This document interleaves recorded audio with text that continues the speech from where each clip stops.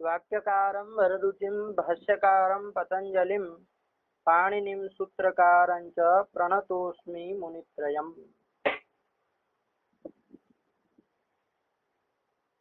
चलिए, कौन सूत्र था?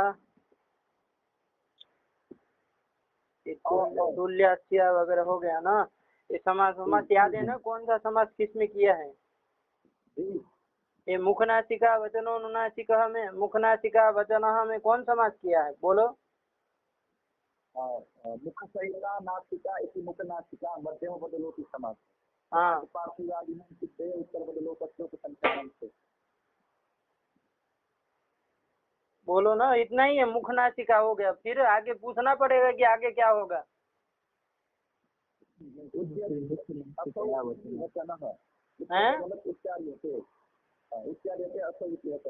हाँ, उसके बाद मुखनासिकया वचनः इति मुखनासिका वचनः पुरुष समास होगा। तत्त्रीकरण पुरुषा बहुलम सूत्र। हाँ, इससे हो गया, ठीक है ना। तो मुखनासिका वचनः बन गया। निष्कर्ष क्या? उसका फल अर्थ क्या आया? मुख सहित नासिकया उच्चार्यमाण जो वर्ण होगा, ठीक है ना। उच्चार्यते असौ कहा था ना वचन का, तो वही उच्चार्यमाणो वर्ण, ठीक है ना। उच्चार्यमाण जो वर्ण है तो उसकी क्या होगी? अनुनासिक संज्ञा होगी, यही बताया था ना। इसका पदकृत्य आप लोग विचार कर लिए थे ना, मुख और नासिका का, है ना। मुख निकाल देंगे, केवल नासिका रखेंगे तो क्या होगा? नासिका वचनोनुनासिकः सूत्र बनेगा और अर्थ क्या हो जाएगा? नासिकया उच्चार्यमाणो वर्णः अनुनासिक संज्ञा। तो क्या हो जाएगा? अनुस्वर की अनुनासिक संज्ञा होगी। अनुस्वर की अनुनासिक संज्ञा होगी।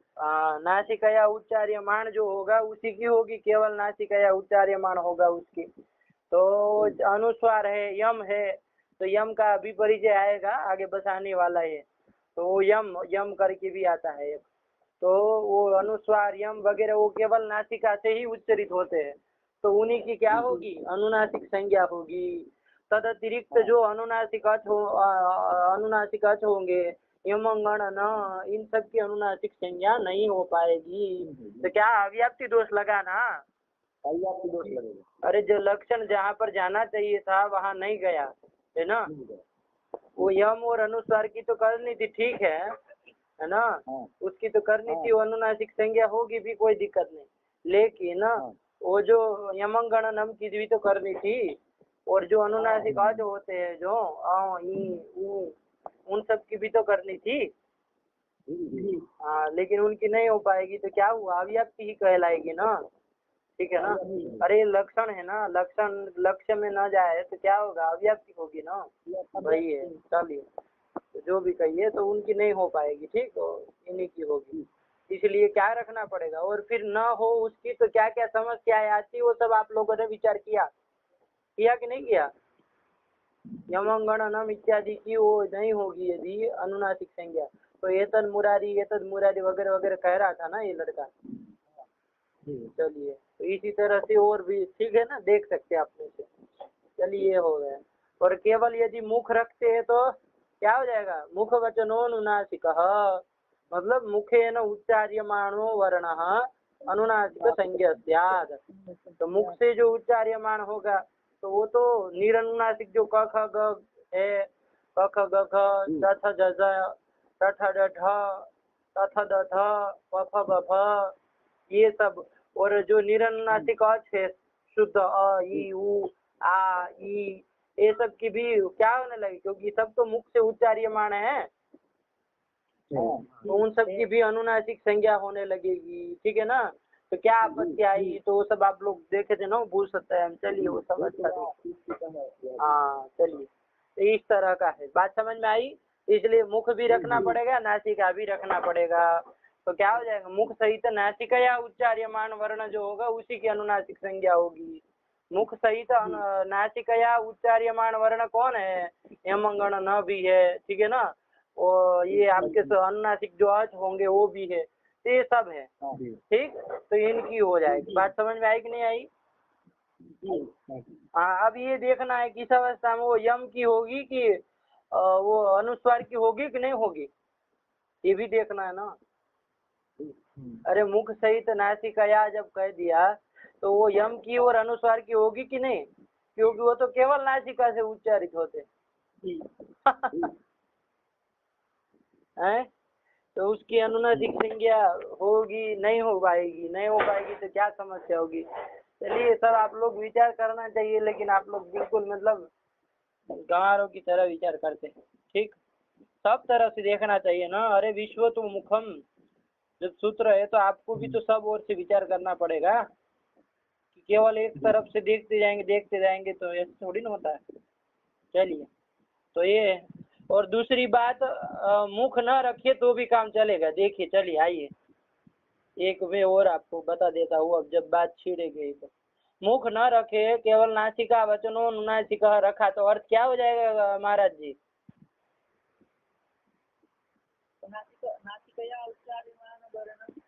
ये घूम घूम करेंगे तो नहीं होगा। उत्तर तो सही बोल रहे हैं, लेकिन थोड़ी आवाज निकालिए ना।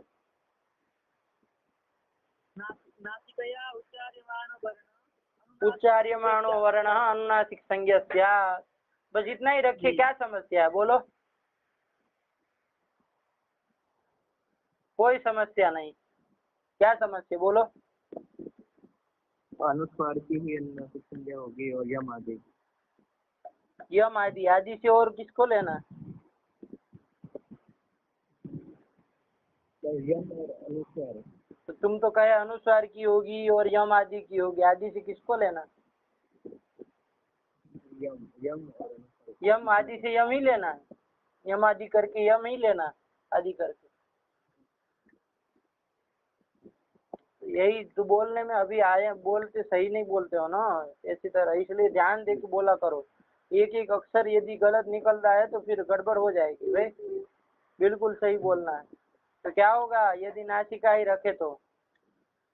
जो वर्ण मुख्य उच्चार्यमान है, जैसे अ ई ये भी तो अनुनासिक संज्ञा होते हैं, तो इनकी हमारी संज्ञा नहीं हो पाएगी। अरे अ की कहाँ, अ कौन सा? अरे अ कौन से अनुनासिक संज्ञा वाला होता है? अ तो शुद्ध है ना, अ तो बोल रहे हो तुम।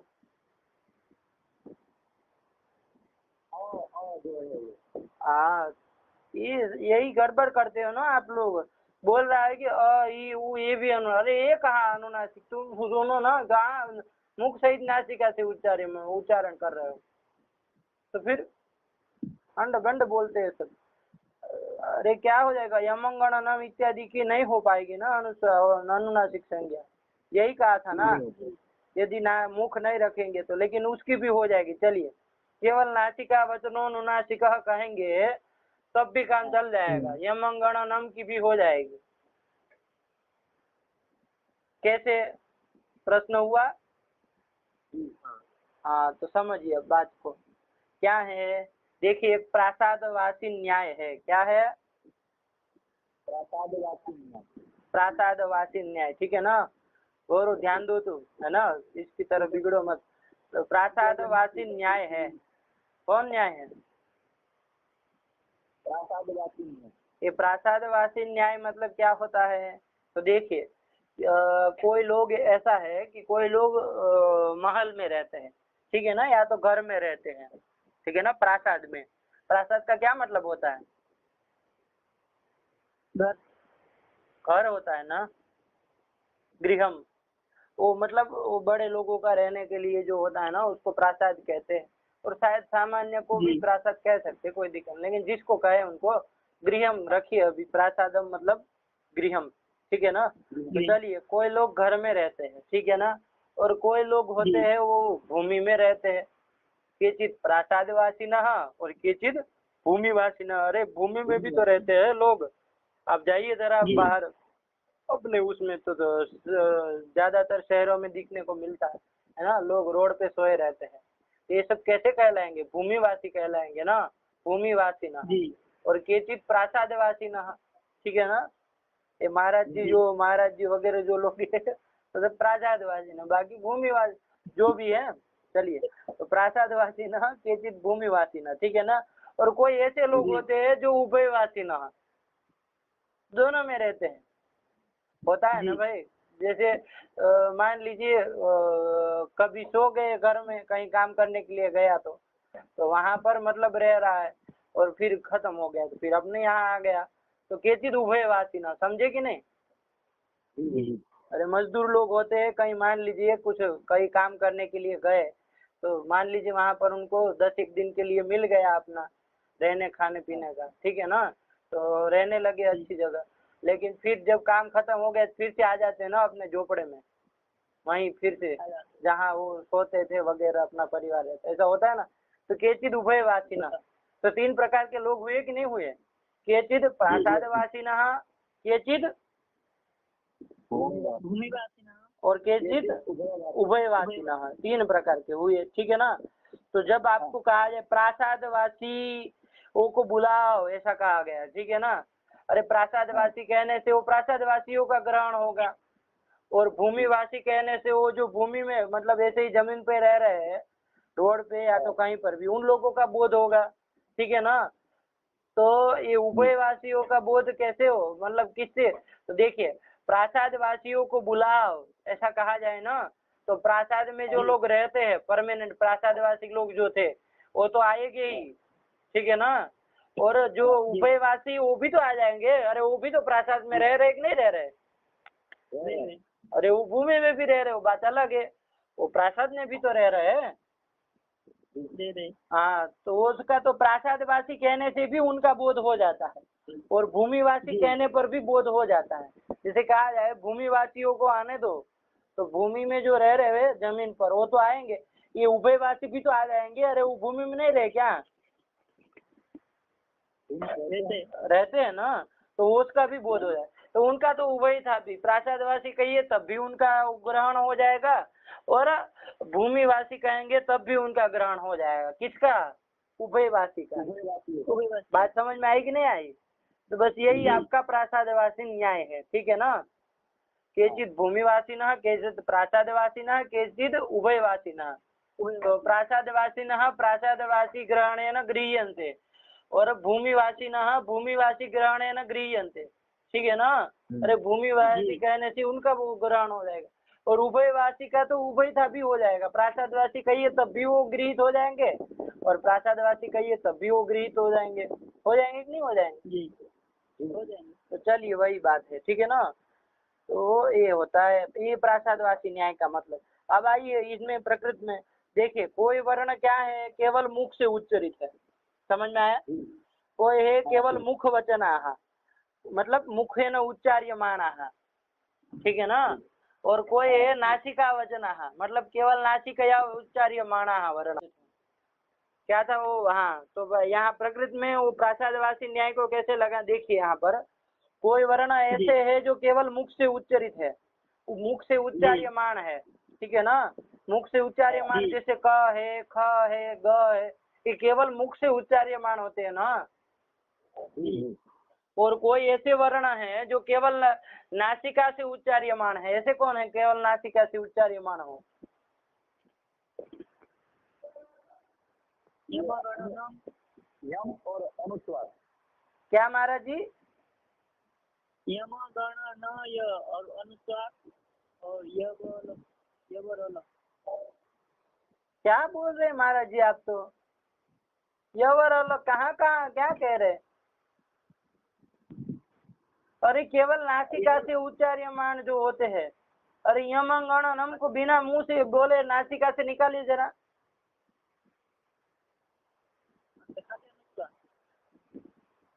क्या गुनगुन कर रहे हैं? अनुस्वार, केवल अनुस्वार। हाँ, तो ये बोलिए ना यम और अनुस्वार। अभी यम किसको कहते हो मैं आगे बताऊंगा, आप क्यों घबरा रहे हैं? अपने से कुछ मत निष्कर्ष निकालिए यम करके। वो यम एक पारिभाषिक वैदिक वाला है, उसको अभी यवर मत कर दीजिए। अंड बंड मतलब महाराज जी का आदत लग गई है बोलने की। यम केवल रखे ना, अरे यम संज्ञा है, वो यम प्रत्यार थोड़ी न है। वो अंड बंड मत बोलिए, यम संज्ञा है, वो आगे बताने वाले हैं। अभी से उसको उठाइए मत, यवर क्या यम प्रत्यार बना लिए क्या? तो केवल यम और कौन आपके जो ये है अनुस्वार, यही केवल नासिका से उच्चार्यमान वर्ण है, ठीक है ना। और कोई ऐसे वर्ण है जो मुख और नासिका दोनों से उच्चार्यमान है। कौन? यमंगण न, और कौन?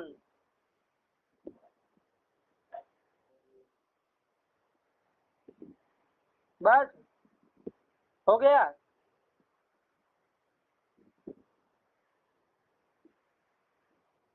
चलिए, यही परिभाषा है पढ़ने वालों की। कोई बता सकता है और कोई है यमन गणना के अतिरिक्त? भार्गव नहीं आया क्या आज? आएगा। भार्गव तुम भी मतलब इन लोगों के साथ जुड़ गए क्या? ये वाला द्विजा, हैं?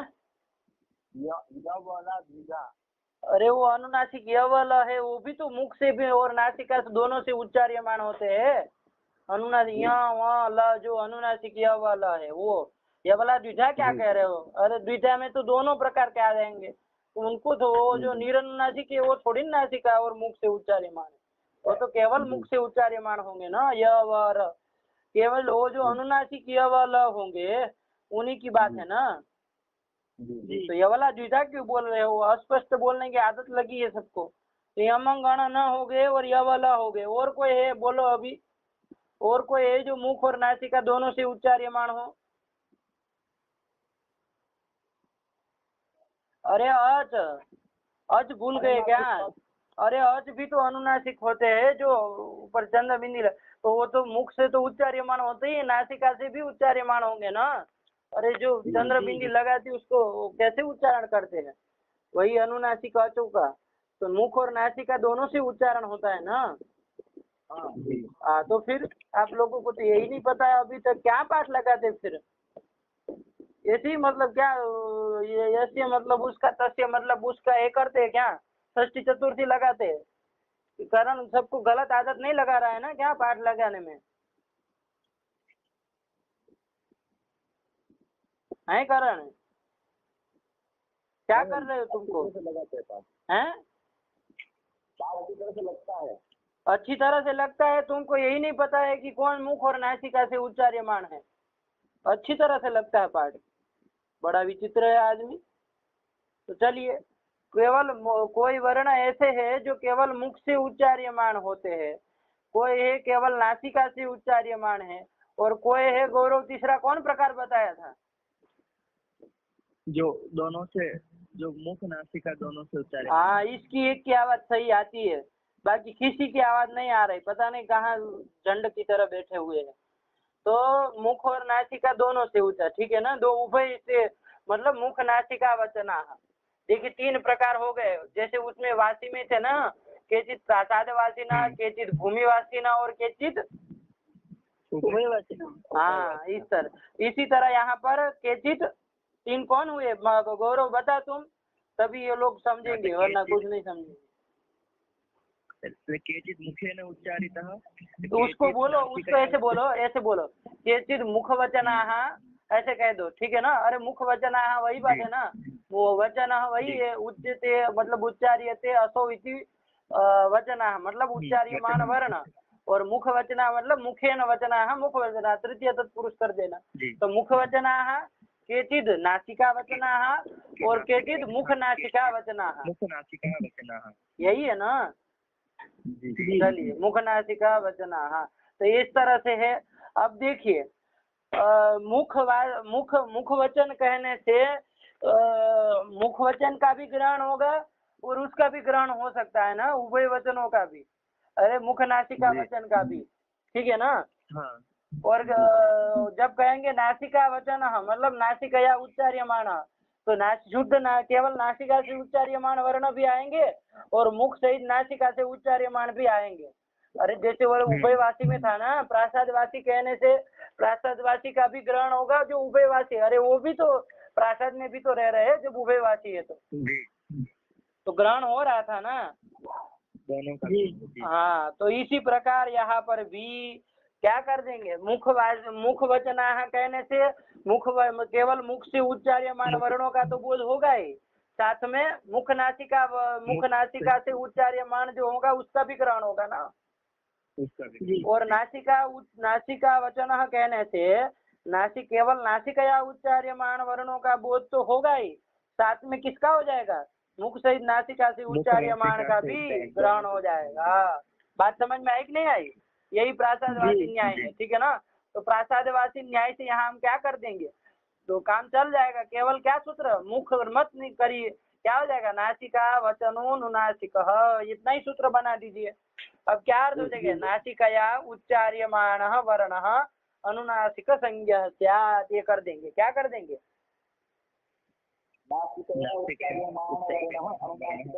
तो देखिए केवल नासिकया उच्चार्यमाण जो वर्ण है अनुस्वार और यम, इसका तो अनुनासिक संज्ञा हो ही जाएगी। इसके साथ साथ वो जो है जो मुख सहित नासिका से उच्चार्यमान उसका भी ग्रहण हो जाएगा ना, क्योंकि वो नासिका से उच्चार्यमान नहीं है क्या, है ना। अरे मुख अतिरिक्त भी आ गया तो कोई दिक्कत नहीं, नासिका से उच्चार्यमान है वो सबकी अनुनासिक संज्ञा हो।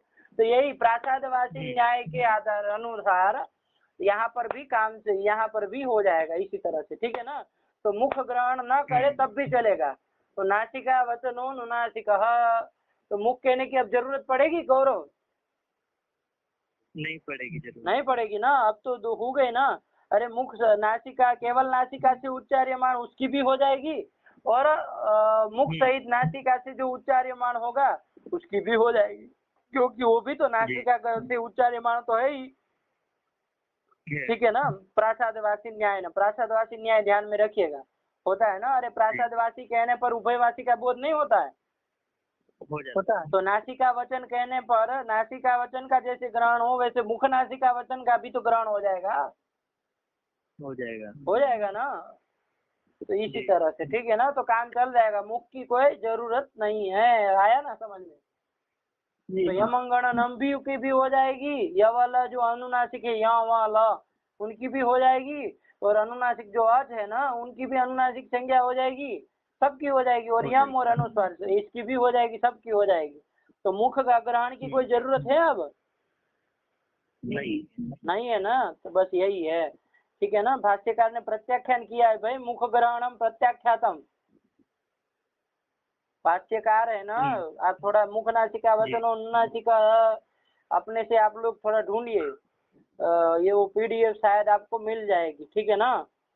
आप लोग प्रयास करिए, मिल जाएगी, कोई कठिन बात नहीं है। अब करण के भरोसे रहेंगे तो फिर कुछ नहीं होगा, वो कुछ करता नहीं है।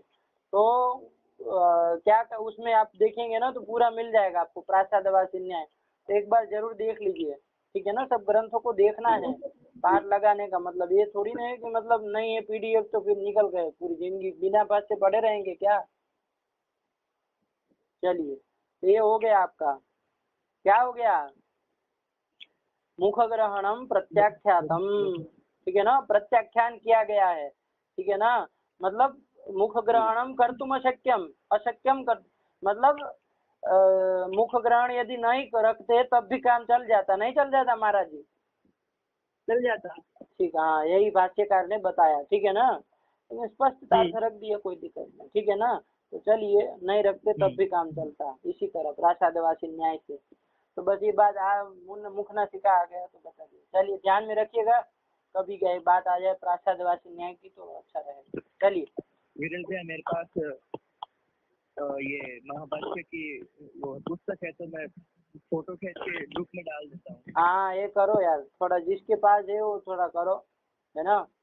चलिए जी, तो ये हो गया, ठीक है। तो ये भेज देना वो फोटो वोटो, जहाँ ये प्रासादवासी न्याय है ना उसको डाल देना फोटो खींच के, तो सब लोग देख लेंगे, और बाकी लोग भी प्रयास करिए कि पीडीएफ ढूंढे मिले, ठीक है ना। चलिए, तो ये हो गया प्रासादवासी न्याय, समझ में आ गया। तो चलिए, यही मुख नासिका वचनो नुनासिका का ये था, इसके ये तो सूत्र हो गया था। तुल्यस्य प्रयत्नम सवर्ण माया, कौन समाज किया भार्गव इसमें, तुल्यस्य प्रयत्नम में बोलो, हास्यम च प्रयत्नौ च, हास्यम च प्रयत्नौ च, ये कौन अंडबंड बोल रहे हो, हास्यम च प्रयत्नश्च इति हास्य प्रयत्नौ, हाँ तुल्यौ हास्य प्रयत्नो यस्य वर्णजालस्य तत्तुल्यस्य प्रयत्नम। हाँ ठीक है ना। हास्यम च प्रयत्नश्च इति हास्य प्रयत्नौ, पहले इतरेतर द्वंद्व कर दिया, उसके बाद तुल्यौ हास्य प्रयत्नौ यस्य तत् तुल्यस्य प्रयत्नम, ये कर दिया, कौन बहुव्रीहि कर दिया। तो बताया था ना, द्वंद्व गर्भो बहुव्रीहि, द्वंद्व गर्भ बहुव्रीहि समास कहलाता है, बात समझ में आई। चलिए, ये समास किया है, ठीक है। अब यहाँ पर ये भी हम लोगों ने थोड़ा विहंग अवलोकन कर लीजिए, क्या क्या विचार किया था। पाठ तो लगाए ना भार्गव कि नहीं लगाए? जी लगे। हाँ, तो देखो ये आवाज कौन कर रहा है फिर? हाँ देखिए क्या कहा। ये आश्य में भी विचार किया था ना, आश्य करके कौन रखना है। आश्य यदि आप क्या रखते हैं, आश्य मतलब तो मुख होता है, कहीं आता है क्या आश्य? आश्य मतलब क्या होता है, मुख होता है ना, यही है। आश्य मतलब मुख होता है, तो मुखवाची आश्य शब्द यदि रखेंगे आप, मान लीजिए सूत्र में आश्य शब्द है, वो मुखवाची आश्य शब्द रखेंगे तो क्या अर्थ हो जाएगा, जिसका मुख और आभ्यंतर प्रयत्न समान हो, उसकी क्या हो जाएगी, सवर्ण संज्ञा हो जाएगी। सवर्ण संज्ञा हो जाएगी। तो सब वर्णों का तो मुख से ही तो उच्चार्यमान होते हैं। जी है ना, कि कहीं और से मुख से ही तो उच्चार्यमान होते हैं, तो सबका ग्रहण हो जाएगा ना, तो किसका व्यावर्तन कर पाएगा? ठीक है ना, सबकी तो वो परस्पर में सवर्ण संज्ञा होने लगेगी। आभ्यंतर प्रयत्न बस समान होना चाहिए, उसमें देखना पड़ेगा। तो जैसे क और च की भी होने लगेगी, क और च की भी सवर्ण संज्ञा होने लगेगी ना। अरे आभ्यंतर प्रयत्न तो दोनों का स्पृष्ट ही है, बताया था ना, आदयो मावसाना स्पर्शः और स्पृष्टम प्रयत्न स्पर्शानम, तो स्पृष्ट प्रयत्न है ना स्पर्श संज्ञकों का। तो क ख ग घ च छ ज झ ञ ये सब का कौन स्पृष्ट प्रयत्न हो गया, तो क और च का आभ्यंतर प्रयत्न समान हो गया, और दोनों मुख से तो उच्चार्यमान है ही, इनकी भी सवर्ण संज्ञा होने लगेगी ना। जी तो ये मुख तो सबका समान ही होता है, उसको रखने की कोई तब तो जरूरत ही नहीं पड़ती, वो किसका व्यावर्तन कर पाता है।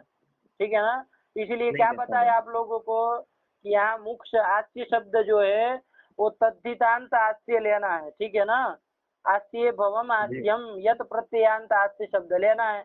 अब वो सिद्धि विधि आप लोगों को सब बता दी, ठीक है ना, आप लोग अब लगा लिए। तो आस्य कैसे बनाया था, आस्य को भार्गव बोलो जरा। आस्य अग्र यत शरीरावयवात यत से यत होगा। हाँ, और कृतधित्वात् प्रातिपदिक कृतधित समासास्त्र से तद्धितांतत्वात्, ठीक है ना, तद्धितांत होने से प्रातिपदिक संज्ञा हो जाएगी, सुप लुप हो जाएगा। आस्य अग्र यह बचेगा, फिर यस्यति च से अकार का लोप कर दिया था महाराज जी, प्रक्रिया पता है ना पूरी? जी हाँ, तो अकार का लोप कर दिया, आस्य और यह बचा। यह का लोप किससे किए थे महाराज जी? यस्य अ का तो यस्यति च से किया था, यकार का लोप किससे किया था भार्गव? अकार का लोप यस्यति से हुआ और यकार का लोप हलो यमाम यमी। हाँ, तो यकार का ही तो पूछ रहा हूँ, हलो यमाम यमी लोप हुआ, ठीक है ना, हला परस्य यमाम लोप स्यात् वा यमी परे, ठीक है ना, विकल्प से होता। चलिए, तो वही आस्य बन जाएगा, ठीक है ना, क्या बन जाएगा, आस्य बन जाएगा, सुअम कर दीजिए, आस्यम बन गया। तो इसका अर्थ क्या है, आस्य भवम आस्यम मतलब तालवादी स्थानम, तालवादी स्थान। आदि से किस किस को लेंगे गौरव, गिनाओ। आदि से कंठ, तालु, मूर्धा, दंत, ओष्ठ, बस इतना ही, ठीक है ना। अरे इसी को लेना है और किसी को नहीं, नासिका नहीं आता है ना। अरे आस्य मतलब मुख, आस्य वो जो था ना मुखवाची आस्य शब्द, पास्यकर ने पूछा पहले किमिदम आस्यम, अब पास्य देखेंगे तो पता चलेगा उसमें आया, पास्यकार ने पूछा किमिदम आस्यम मतलब ये आस्य किसको कहते हैं, कौन सा आस्य है, ठीक है ना। तो उन्होंने कहा लौकिकम आस्यम, लौकिक भाई जैसे पशु शब्द मतलब वही लौकिक पशु अर्थ में ही है, उसी तरह ये भी मुखवाची आस्य शब्द है, ठीक है ना। तो कौन सा मतलब कहाँ से कहाँ तक का, तो आगे लिखा ओष्ठात् प्रवृत्ति प्राक काकलकात्, क्या लिखा, ओष्ठात् प्रवृत्ति प्राक काकलकाद आस्यम, लिख लीजिए, ध्यान में रखिएगा। ये आस्य मतलब मुख, मुखवाची आस्य शब्द है ना, तो मुख से मतलब महाराज जी कह रहे थे ना पूरा मुंह ले लेना, तो उसमें नासिका भी आ जाएगी, उसमें तो आंखें भी आएगी, जिस तरह से आप मुख कह रहे थे। लेकिन मुख मतलब वो मुख नहीं, देखिए इन्होंने लिखा साफ साफ, क्या लिखा, वो आस्यम बराबर क्या लिखे, ओष्ठात् प्रवृत्ति, लिख लीजिए ओष्ठात्, ओष्ठात् प्रवृत्ति प्राक काकल, प्राक प्राक प्राक लिखते हैं ना, प्राक जी प्राक काकलकात, काकल है उसकी पंचमी कर दी काकलकात, काकलक है, ठीक है ना, काकलक, तो काकलकात आस्यम, ठीक है ना। ओष्ठात जी। प्रवृत्ति प्राक काकलकाद आस्यम, क्या कर दिया? बोलो बोलो गौरव, सही से बोलो, ऐसे गुनगुन करोगे तो नहीं होगा भाई, ऐसे वैयाकरण होते ही नहीं है जो मतलब पुन पुन करे, साफ साफ बोलो, जी। उच्चारण शुद्ध करो भाई। अब आपको स्वयं संदेह है तो आप क्या किसी को शब्द का ज्ञान कराएंगे? बोलो क्या हूँ कर रहे हो? ओष्ठात प्रभृति प्राक काकलकाद। हाँ ये हो गया, ठीक है ना। ओष्ठात प्रवृत्ति प्राक काकलकाद, तो आस्यम मतलब ओष्ठ से लेके, ओष्ठ तो जानते हैं ना, ओठ जिसको कहते हैं ओष्ठ, ओष्ठ से लेके काकलक पर्यंत, प्राक काकलक, काकलक तक जाना है, वो पूरा का पूरा मुख कहलाता है। ध्यान दीजिएगा, कभी भी कहीं पर भी बात आए कि आस्यम बराबर मुखम होता है ना, तो मुख मतलब कहाँ से कहाँ तक मुख लिया जाता है? वो सर बाल से लेके मतलब यहाँ ठेहनी तक, कि यहाँ छाती तक, कहाँ तक मुख मानते हैं? पूछना पड़ेगा ना। तो वही देख ले, ओष्ठात प्रवृत्ति प्राक काकलकात, क्या लिखा महाराज जी? ओष्ठात प्रवृत्ति प्राक काकलकाद। काकलकात, काकलक शब्द है, ठीक है ना, उसकी पंचमी काकलकात आस्यम बन गया। तो यही है आस्य, ठीक है ना। तो ओष्ठ से लेकर के काकलक पर्यंत, ठीक है ना, काकलक से पहले पहले तक पूरा मुख कहलाता है, ठीक है ना। तो काकलक किसको कहते हैं पता है किसी को? भार्गव, काकलक किसको कहते हैं? जी नहीं पता। ये देखिए, वो जो आपका गला है ना, गला, जी ग्रीवा है ना आपकी, जो गले में देखिए थोड़ा एक उन्नत प्रदेश रहता है, मतलब ऊंचा, थोड़ा बाहर निकलता है ऐसा थोड़ा, जी पता चला कि नहीं? गले में देखिए आप अपने, मतलब अंदर नहीं देखना, बाहर से दिखता है ना, वो एक ऊंचा सा थोड़ा दिखता है, थोड़ा बाहर निकला हुआ गले में रहता है ना। जी जी। तो ग्रीवा, उसी को ग्रीवायाम यह उन्नत प्रदेश, जो थोड़ा बाहर निकल के थोड़ा दिखता है ना, उसी को काकलक कहते हैं। बात समझ में आएगी नहीं आई? जी जी। तो ओष्ठ से लेके वो काकलक तक पूरा का पूरा है ना, अंदर वाला जो है ना वो मुख है, तो वो काकलक किसको कहते हैं? ग्रीवायाम यह उन्नत प्रदेश, ग्रीवा मतलब यही हुआ ना, अरे गले का भाग जो, उसी को ग्रीवा कहते हैं ना। हाँ, तो वही ग्रीवा में जो उन्नत प्रदेश है ना, उन्नत प्रदेश मतलब समझते कि नहीं, थोड़ा मतलब ऊपर उठा हुआ प्रदेश रहता है, ऐसे थोड़ा सही बैठिए तो समझ में आएगा, थोड़ा बाहर निकलता है इधर, है ना। तो वही क्या है आपका, वही काकलक कहलाता है। तो ओष्ठ से लेके अंदर से वो पूरा काकलक पर्यंत जितना भाग है ना, उसको आस्य कहते हैं। क्या कहते हैं? आस्य। और वही मुख है, वही क्या है आपका? मुख है, ठीक है ना। अरे वो मुख आपका अलग है, जो आप आंखें वाखें सब ले लेते, वो वाला नहीं। यहाँ आस्य शब्द जो है वो क्या है आपका? भाष्यकार ने कहा कि ओष्ठात प्रवृत्ति प्राक काकलकाद आस्यम, ठीक है ना जी। तो सब वर्ण तो इसी से उच्चरित होते, इसी आस्य से ही उच्चरित होते, इसलिए तो आस्य का अर्थ यहाँ वो मुख अर्थ नहीं रखेंगे, ठीक है ना। और क्या कर देंगे? आस्य भवम आस्यम, मतलब ये ओष्ठ से लेके काकलक में जो है वो सब आस्य भवम करके ले लेने हैं, तो कौन आ जाएगा? तालवादी स्थान आ जाएंगे ना। समझ रहे हैं कि नहीं समझ रहे? समझ रहे हैं। हाँ, स्थान आ जाएंगे। हाँ, आस्य, आस्य मतलब पहला आस्य भवम में जो आस्य, उसका अर्थ क्या है गौरव? आस्य भवम में जो आस्य है वो आस्य का अर्थ तालवादी स्थान है। अरे आस्य जो सप्तम्यंत आस्य है ना, उसका अर्थ क्या है पूछ रहा हूँ। आस्य में,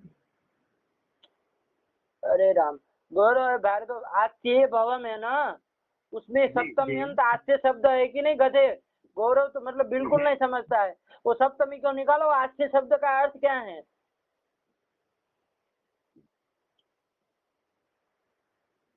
अरे वो जड़ कहाँ गया करण? मुख है, मुख मुख। तो फिर बोलो ना गधे, तुम कहाँ मतलब मरे गए हो? तो आस्य मतलब मुख है ना, वो तो बताया ना, आस्य भव मेरे, ये जड़ तो आदमी कोई बिल्कुल नहीं समझ रहे भाई। हाँ ऐसे समझ गया, मैं समझा सप्तमी के शास्त्र में। आस्य भवम मैंने कहा, विग्रह में जो आस्य है, वो आस्य जो है उसका अर्थ क्या है? आस्य भवम मतलब कुत्र भवम, तो मुखे भवम कहा जी था जी, ना। मुख। आस्य मतलब वो मुख है ना, तो वो आस्य का अर्थ मुख मतलब कौन मुख, कहाँ से कहाँ तक? हाँ मुख ओष्ठ का से अर्थ है लेके तो ओष्ठात प्रकृति प्राक कलकात। हाँ, ओष्ठात प्रवृत्ति प्राक का कलकात जो है वही आस्य है, वही मुख है, ठीक है ना। और तत्र भवम उसमें होने वाला, तो उसमें कौन कौन हो मतलब है? ओष्ठ है, दंत है, तालु है, मूर्धा है, यही तो है, कंठ है, जी ठीक है ना। तो बस यही लेना है, ठीक है ना। आस्य भवम करके जो आस्यम आएगा ना, उसका अर्थ यही तालवादी स्थान होगा। बात समझे कि नहीं समझे? जी यत प्रत्ययांत जो है उसका, ठीक है ना। चलिए यही है। तो आस्य भवम आस्यम समझेंगे नहीं, तालवादी स्थानम। तो अब मेरा कहने का तात्पर्य, तो आस्य भवम करके अब नासिका नहीं आ सकती है। कल अंड बंड कर रहे थे ना ये सब लोग कि नासिका भी तो आएगी मुख में, कहाँ नासिका आती है इसमें? नहीं आएगी ना। यही तालवादी स्थान करके यही पांचों स्थान आएंगे, ध्यान दीजिएगा, ठीक। बस तो यही है तालवादी स्थानम करके, नासिका फासिका मत लगा दीजिए मुझे। चलिए यही हो गया। और हाँ बोलो। विरल भाई, महाभाष्य में ऐसा भी लिखा है कि जिसके द्वारा भोजन खाया जाता है उसको मुख बोलते हैं। हाँ तो आप नाक से खाते हैं क्या? जी हाँ, नाक से खाते हैं? नाक से नहीं खाते, यानी कि मुख से हाँ खाते हैं। मुख से खाते हैं ना, तो वही मुख लेना। वो बहुत तरह से व्युत्पत्तियां की गई है, अस्यंती भोजनम अने न ऐसे करके करके किया है ना। जी जी जी। हाँ चलिए, आदमी कुछ देखा है तो यही है, ठीक है ना।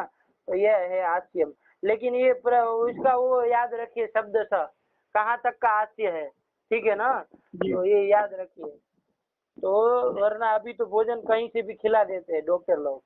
चलिए, है ना। तो इसलिए अभी सीधा रखिए, ओष्ठत प्रवृत्ति प्राक काकलकाद आस्यम, ये आपका मुखवाची आस्य शब्द है ना, उसका अर्थ हो गया। कहाँ तक का मुख? तो ये ओष्ठ से लेके काकलक पर्यंत। और सब वर्ण तो इसी से उच्चरित होते हैं। तो आस्य शब्द यदि यही मुखवाची आस्य शब्द रखे तो किसी का व्यावर्तन हो पाएगा? अरे सबका आस्य तो समान ही होता है, कौन सा उसमें बड़ी बात है? सब वर्ण जब उसी से उच्चरित होते हैं ना, अरे ओष्ठ से लेके काकलक तक के ही तो सबसे उच्चरित होते हैं। इसलिए आस्य शब्द यहाँ पर ये ना लेके तद्धितांत लेना है, आस्य भवम आस्यम करना है, ठीक है ना। तो आस्य भवम मतलब मुखे भवम, तो कौन हो जाएंगे? तो एक एक हो जाएंगे, तालवादी स्थान, तालु, कंठ, ओष्ठ, ठीक है ना, दंता, कंठ, तो यही सब आ जाएगा। तो चलिए यही है, तो नासिका को मत लीजिएगा, इसीलिए बताया। चलिए, तो ये हो गया। मैंने पाठ नहीं लगाते सही से, वरना ये नहीं लगता पाठ, बिल्कुल गड़बड़ है आप लोगों का। तो विवेक कहाँ चला गया पता नहीं है, इसको कौन सा काम है? अब महाराज जी आप तो इधर है, आपको पता भी नहीं होगा।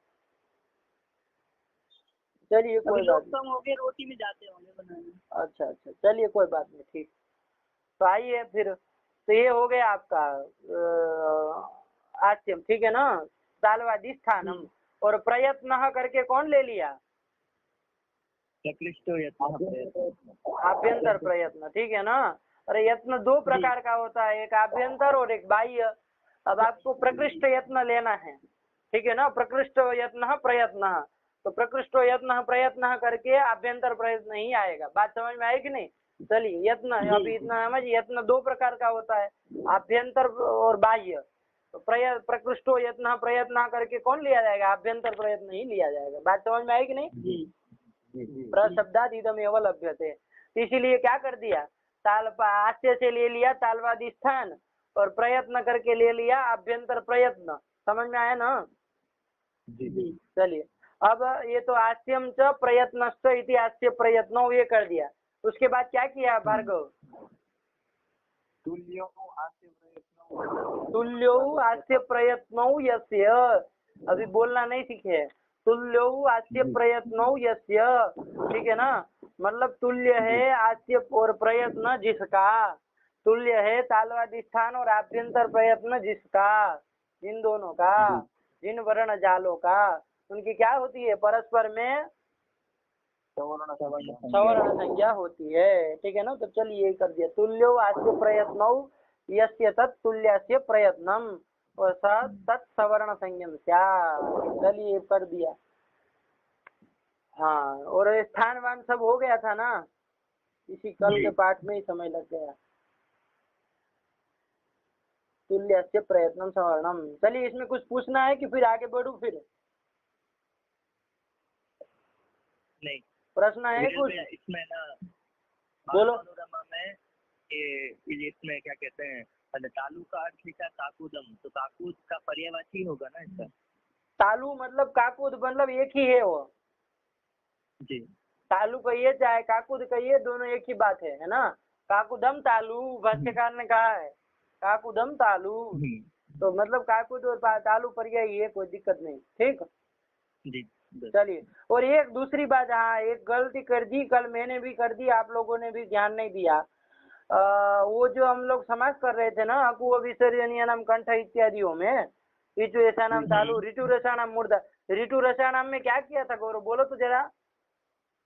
हाँ, हमने वो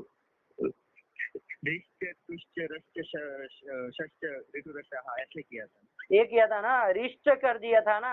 अरे री शब्द का प्रथमा एक वचन में री ही थोड़ा बनेगा, आ बनता है कल। तो फिर वो गलती कर दी ना। चलो आप लोग भी ध्यान नहीं दिए, ऐसे ही चला गया। ठीक है ना। तो ये ध्यान दीजिए, री ही नहीं बनता है। मुझे फिर बाद में ध्यान में आया कि री हम लोग बोल रहे थे, कुछ खटक तो रहा था री ही, क्योंकि पितृ शब्द है तो देखिए ना क्या बनता है, पिता बनता है ना। पितृ शब्द के एक वचन पिता बनता है। अरे अनंग आदि हो जाता महाराज जी, तो री का क्या हो जाएगा, आ बन जाएगा ना। क्या बन जाएगा? जी जी, आ बन जाएगा। पितृ का पिता बनता है तो आ, री का क्या बन जाएगा, आ बन जाएगा। उसी तरह री का भी आ बन जाएगा, प्रथमा एक वचन में आ बनेगा। ठीक है ना जी। चलिए यही तो री, फिर वो जो फिर कैसे चलेगा शब्द आगे, क्या द्वितीय एक वचन, द्विवचन में क्या बनेगा गौरव? चलिए एक वचन में तो आ बना, द्विवचन में क्या बनेगा री शब्द का? तो देखे थे आ अलव अलह ऐसे बनेगा। अरे री शब्द का पूछ रहे, अलो अलो। हाँ ये अरो बनेगा ना। अरे री है आगे ओ है तो ओ हो जाएगा ना, गुण हो जाएगा ना। क्या हो जाएगा? गुण हो जाएगा ना। चलिए तो क्या बन गया, अरो बन जाएगा। क्या बन जाएगा? अरो। और अरह इस तरह से बन जाएगा। और इसी तरह री शब्द होगा तो एक वचन में तो आ बनेगा, उसमें भी आ ही बनेगा, लेकिन एक वचन फिर अलो अलह ऐसा बनेगा, क्योंकि ल होता है ना, उसमें रेप जैसे जुड़ जाता है, इसमें ल जुड़ जाता है। तो आ अलो अलह, उसमें आ अरो अरह री में। ठीक है ना। चलिए तो यही तो क्या करेंगे, ऋतु रसायनम मूर्धा का समास बोलिए ऋतु रसायनम में महाराज जी, बोलिए। आस्ट तुष्ट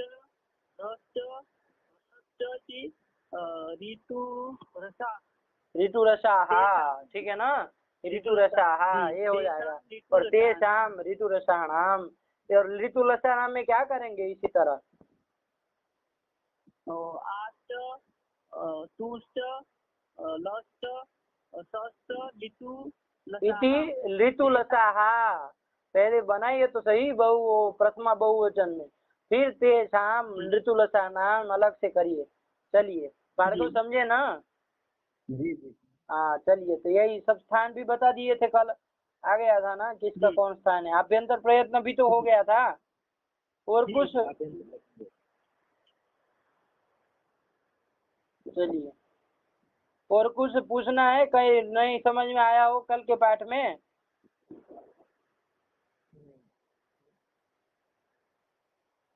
हेलो जी, पूछना है जी, मतलब क्या होता है? कल महाराज जी ने ना पाठ में शंका की थी कि वो तालवादी स्थान से तालवादी से तालु आज का ही ग्रहण क्यों किया, पहले तो कंठ आता है ऐसे। जब कंठ आता है तो कंठादि कहना चाहिए था।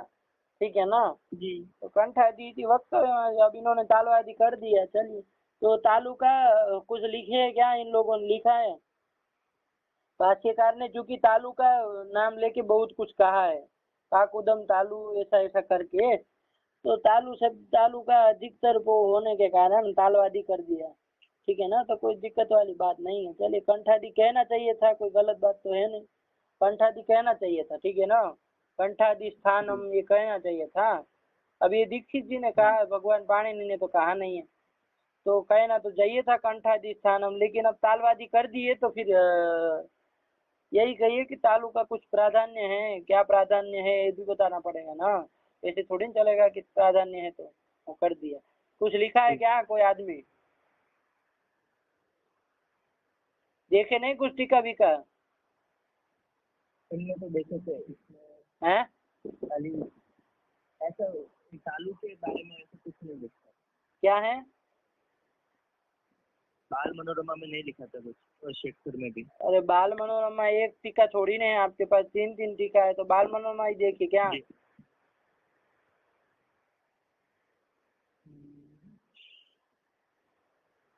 और कोई टीका नहीं देखे? शेखर में कुछ समझ में नहीं आ रहा था, इसलिए फिर आगे बढ़ गए। तालवादी से कुछ वो शाब्दार्थ शुरू हो गया था। तो चलिए यही कुछ तालु का वो भाष्यकार बहुत बार कहे हैं ना, काकुदम तालु ऐसा करके, इसलिए तालवादी कह दिया। कोई वो इतना कोई वो नहीं है उसमें, कंठादि कहते तब भी काम चलता, कोई दिक्कत नहीं थी। तो तालवादी कह दिए तो यही करिए कि वो तालु ना हो प्राधान्य में, ऐसा करके कोई टीका में था तो सही। पता है ताला इदम प्राचानुरोध है ना, देखिए एक टिप्पणी लिखी, आप लोग टिप्पणी ही नहीं देखिए, तालवादी के ऊपर एक संख्या लिखी कि नहीं, मूल में देखिए तालवादी के आगे एक लिखा है कि नहीं लिखा है? लिखा है। तो उसको मतलब कि एक करके टिप्पणी कुछ नीचे लिख रहे हैं, तो देखिए लिखा है नीचे टिप्पणी में जी, तालवादी की इदम प्राचा अनुरोध है। तो फिर साफ साफ लिखा है। अब टिप्पणी कर आप लोगों को बिल्कुल कुछ देखता है नहीं, आदत तो गलत लग दी है ना। और आप, मैं तो सोच रहा हूँ आप लोग सही से लगा रहे हैं, यही काम चल रहा है। बाल मनोरमा देख के खड़े हो गए होंगे, चलिए हो गया, बहुत विद्वान बन गए। सब देखने के लिए कहा ना, भार्गव तुम तो देखो, मिला कि नहीं? जी जी मिल गया। वही तालवादी की इदम प्राचानुरोध है ना, ठीक है ना, ये प्राचीनों के अनुरोध से लिख दिया है। ठीक है ना, वर्ण क्योंकि क्या वो कंठादि क्यों कहना, तो वर्ण समाम्नाय में जो कि सबसे पहला अक्षर कौन है? अकार अ है ना, अ यूण पहला अक्षर कौन है, वर्ण कौन है? अ है ना, अ है। उसका स्थान कौन है? कंठ है, तो कंठादि कहना चाहिए था ना, वही लिखा। देखिए वर्ण समाम्नाये अकारस्य प्राथम्यात् कंठादि इति वक्तुम उचितम, ये कहना चाहिए था, यही उचित था, क्योंकि वर्ण समाम्नाय में सबसे प्रथम अक्षर कौन है? अकार है। तो अकारस्य प्राथम्यात् कंठादि इति वक्तुम उचितम, वो कहना चाहिए था, लेकिन इन्होंने तालवादी कह दिया। क्या कह दिया? कंठादि की जगह तालवादी कह दिया। तो कैसे कह दिया? तो प्राचानुरोध है ना, ठीक है ना, किसके? प्राचीन आचार्यों के अनुरोध से, ठीक है ना। अब प्राचीन लोग ऐसा व्यवहार कर रहे थे, तालवादी थे, इन्होंने भी कर दिया, ठीक है ना। वरना कंठादि इति वक्तुम उचितम, आई बात समझ में? एवं अन्यत्रापि बोद्धव्यम इति नागेश भट्ट, देखिए नागेश भट्ट ने ऐसा कहा, ऐसा कह रहे। एवं अन्यत्रापि बोध, इसके अतिरिक्त भी तालवादी बहुत जगह प्रयोग किए हैं। इसके अतिरिक्त कहाँ आया? और जगह कहीं आया तालवादी स्थानम करके? अरे कंठादि न कह के तालवादी इसके अतिरिक्त कहीं कहा है क्या?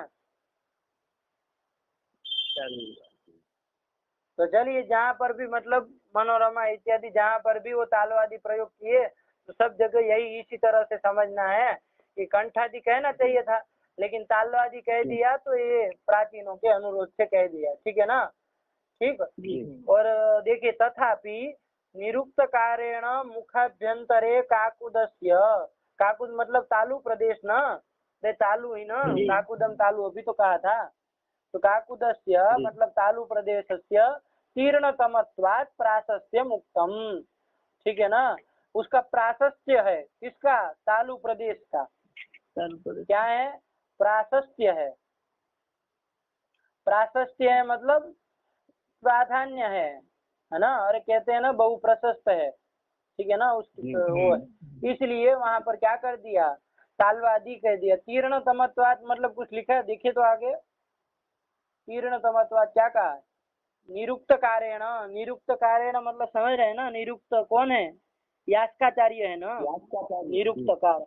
तो वही निरुक्त कारेण मुखाभ्यंतरे मुखे काकुदस्य तीर्ण तमत्वात् प्राशस्त्य मुक्तम। मुख में काकुद का क्या है, तीर्ण तमत्व कह रहे। तीर्ण तमत्व का कुछ लिखा है क्या, इसमें लिखा है कि तीर्णतमम अंगम, ऐसा कुछ लिखा है। कहाँ है, तालवादी कथन स्वीकृतम तथा काकुदम तालु इति आचक्षते तालु तरते तीर्णतमम अंगम।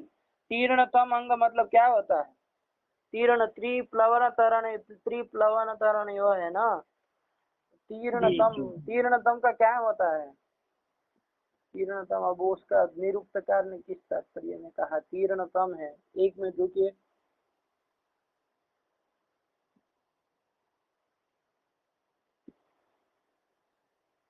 तो नीचे की लाइन थोड़ी कटी हुई है पीडीएफ। हाँ उसमें कट गया है ना थोड़ा शायद उसमें।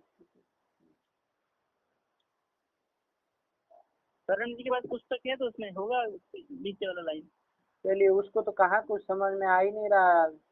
चलिए तो यही उसका ये ना समझिए। अभी हेतु दिया है तीर्ण तमत्वात् प्राशस्त्यम, ठीक है ना। लेकिन आप लोग ये समझिए कि प्राशस्त्य है, ठीक है ना, किसका, तालु का। मुखों में सब स्थानों में ये जो तालु स्थान है ना, उसका क्या है, प्राशस्त्य है। अब प्राशस्त्य क्यों है, तो उसके लिए उन्होंने कहा तीर्ण तमत्वात् प्राशस्त्य। अब वो तीर्णतम को देखेंगे क्या है तीर्णतम करके, ठीक है ना।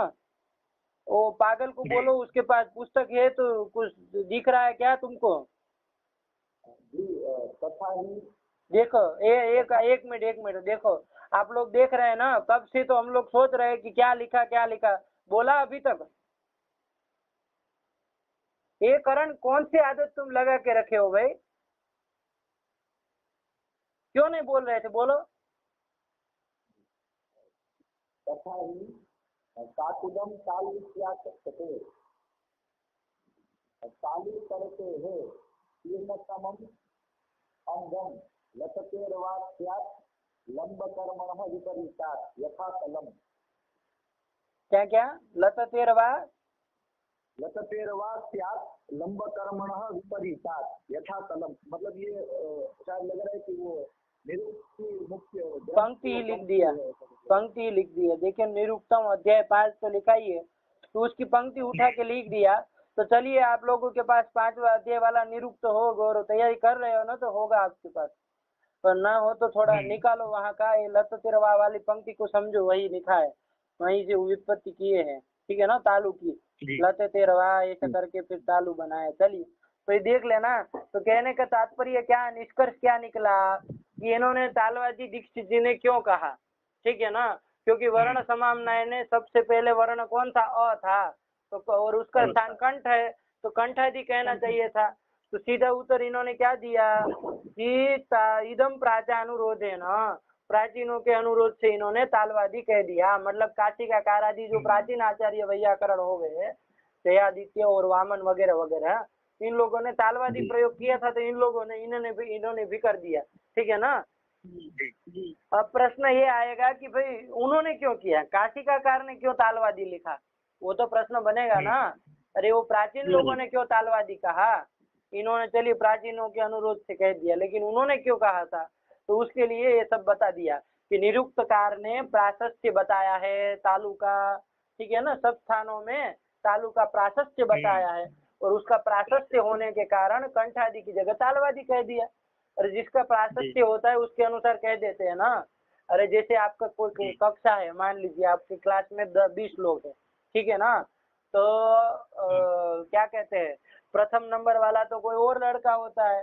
जैसे मान लीजिए कोई है देवदत्त है, ठीक है ना, फिर भी कह देते हैं ना कि ये राम की कक्षा वाले हैं। तो क्यों, क्योंकि वो लड़के का प्राशस्त्य था, कुछ वैशिष्ट्य था, कुछ उसमें एक्स्ट्रा कुछ था, या तो जो भी था, तो मतलब कुछ अच्छा गुण था जिसके कारण क्या कह देते हम, उसके नाम के कह देते हैं, वरना प्रथम नंबर वाला तो लड़का वो है ना, उसका नाम लेना चाहिए ना। यही तरह का हुआ ना।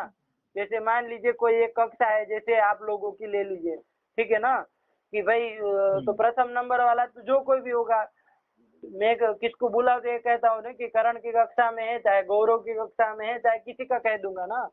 तो क्यों कहा जाता भाई प्रथम नंबर वाला तो कोई और था, उसके नाम से कहना चाहिए ना।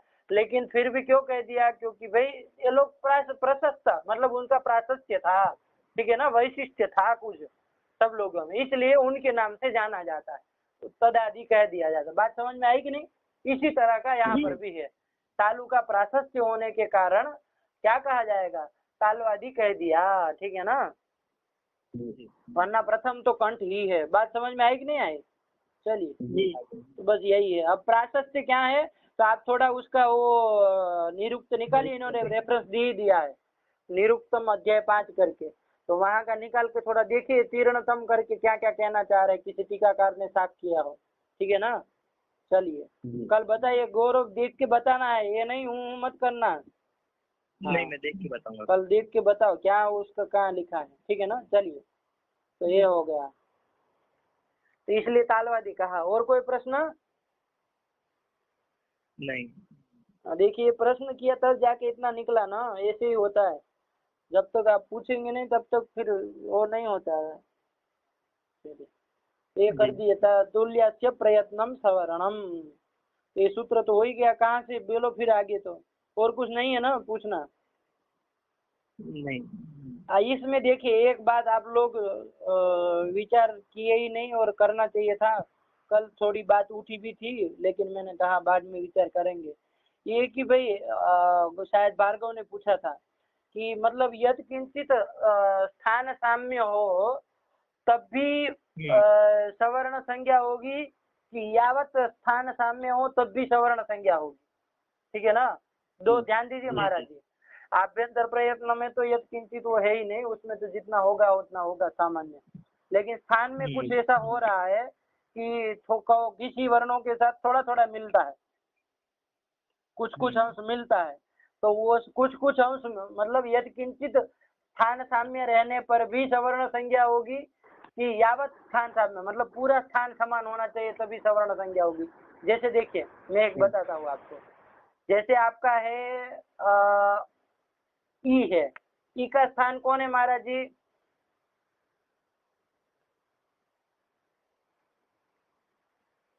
हेलो, आप जिस व्यक्ति से बात कर रहे हैं उन्होंने आपके कॉल को तो बोलो गौरव, तुम बोलो, ये ई का स्थान कौन है? ई का तालु है।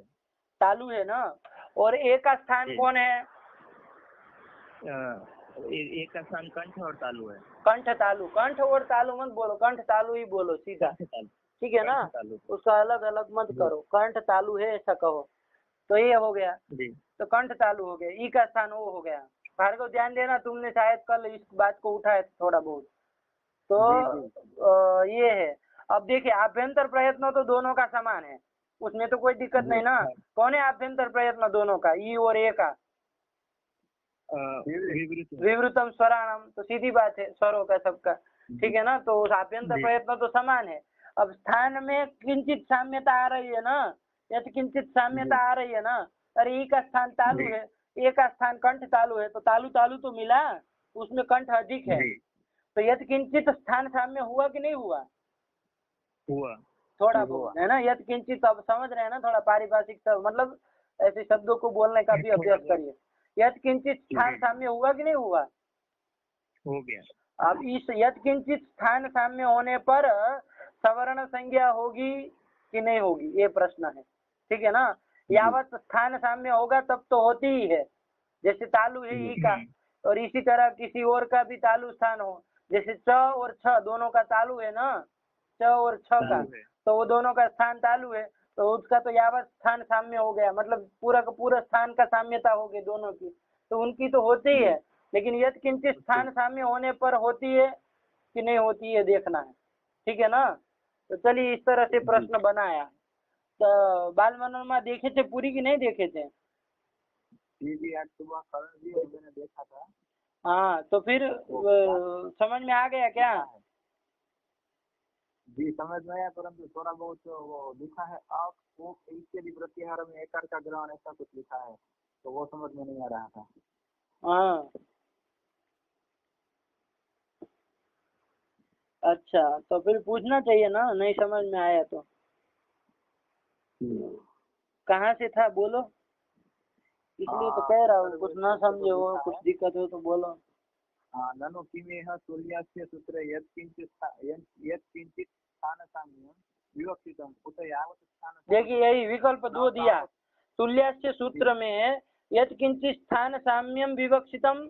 अरे तुल्यस्य प्रयत्नम कहा ना, मतलब तालवादी स्थानम और आभ्यंतर प्रयत्न समान हो जिसका जिस वर्ण के साथ, तो उसकी क्या परस्पर में सवर्ण संज्ञा होगी, यही कहा, ठीक है ना।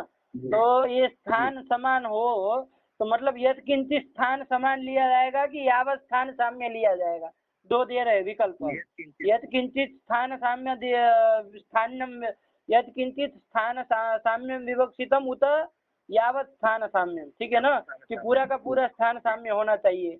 अब खंडन कर रहे हैं, न तावद आद्य, आद्य कौन था, दो विकल्प दिए ना, यत्किंचित् स्थान साम्यम विवक्षितम उत यावत स्थान साम्यम, तो पहला वाला कौन था उसमें, यत्किंचित् स्थान साम्यं। हाँ, तो यत्किंचित् स्थान साम्यम ये आद्य है, ठीक है ना, तो उसका खंडन करे, नहीं ये नहीं लेना है, यावत यत्किंचित् स्थान साम्य नहीं चलेगा। क्यों नहीं चलेगा, क्योंकि कह रहे हैं यदि यत्किंचित् स्थान साम्य को लेके यदि सवर्ण संज्ञा करने लगेंगे तो इकार और एकार की भी स्थान साम्य, वो यत्किंचित् स्थान साम्य तो है ही इकार और एकार का, इकार का भी तालु और उसका कंठ तालु है, तो तालु तालु तो मिल ही गया ना। तो तथा सती इकारस्य एकारस्य च, बोलो भार्गव पढ़ो, तुम पढ़ो। तथा सति इकारस्य एकारस्य च तादुत्थानतया सावर्ण्यापत्तौ भवत्येवेत्र इकारादेकारे परे सवर्ण दीर्घापत्तेः। हाँ देखिए, इकारस्य एकारस्य च तालुस्थानकतया, तो दोनों तालु स्थानक तो हो ही गए, तो सावर्णीय हो जाएगा कि नहीं हो जाएगा, यदि यत्किंचित् स्थान साम्य लेंगे तो हो जाएगा। तो अब क्या होने लगेगा, इकार से परे मान लीजिए एकार है तो अका सवर्ण दीर्घ लगने लगेगा, क्योंकि वो क्या कहता है, अक से परे सवर्ण अच हो तो एकादेश होता है, दीर्घ एकादेश होता है, एक आता है ना, तो ई है पूर्व में, तो अक में आ गया, उसके पर में ए होगा, तो वस्तुतः नहीं लगता है ना, ई के परे ई रहते ही लगता है, श्री शाह करते हैं ना, श्री शाह बनाते, लेकिन ई के परे ए रहते नहीं लगाते हैं ना, कौन सूत्र लगता है, ई आगे ए हो तो कौन सूत्र लगता है बताइए, ई अगर ए हो तो लगता है यणादेश होता है, यणादेश होता है, ठीक है ना।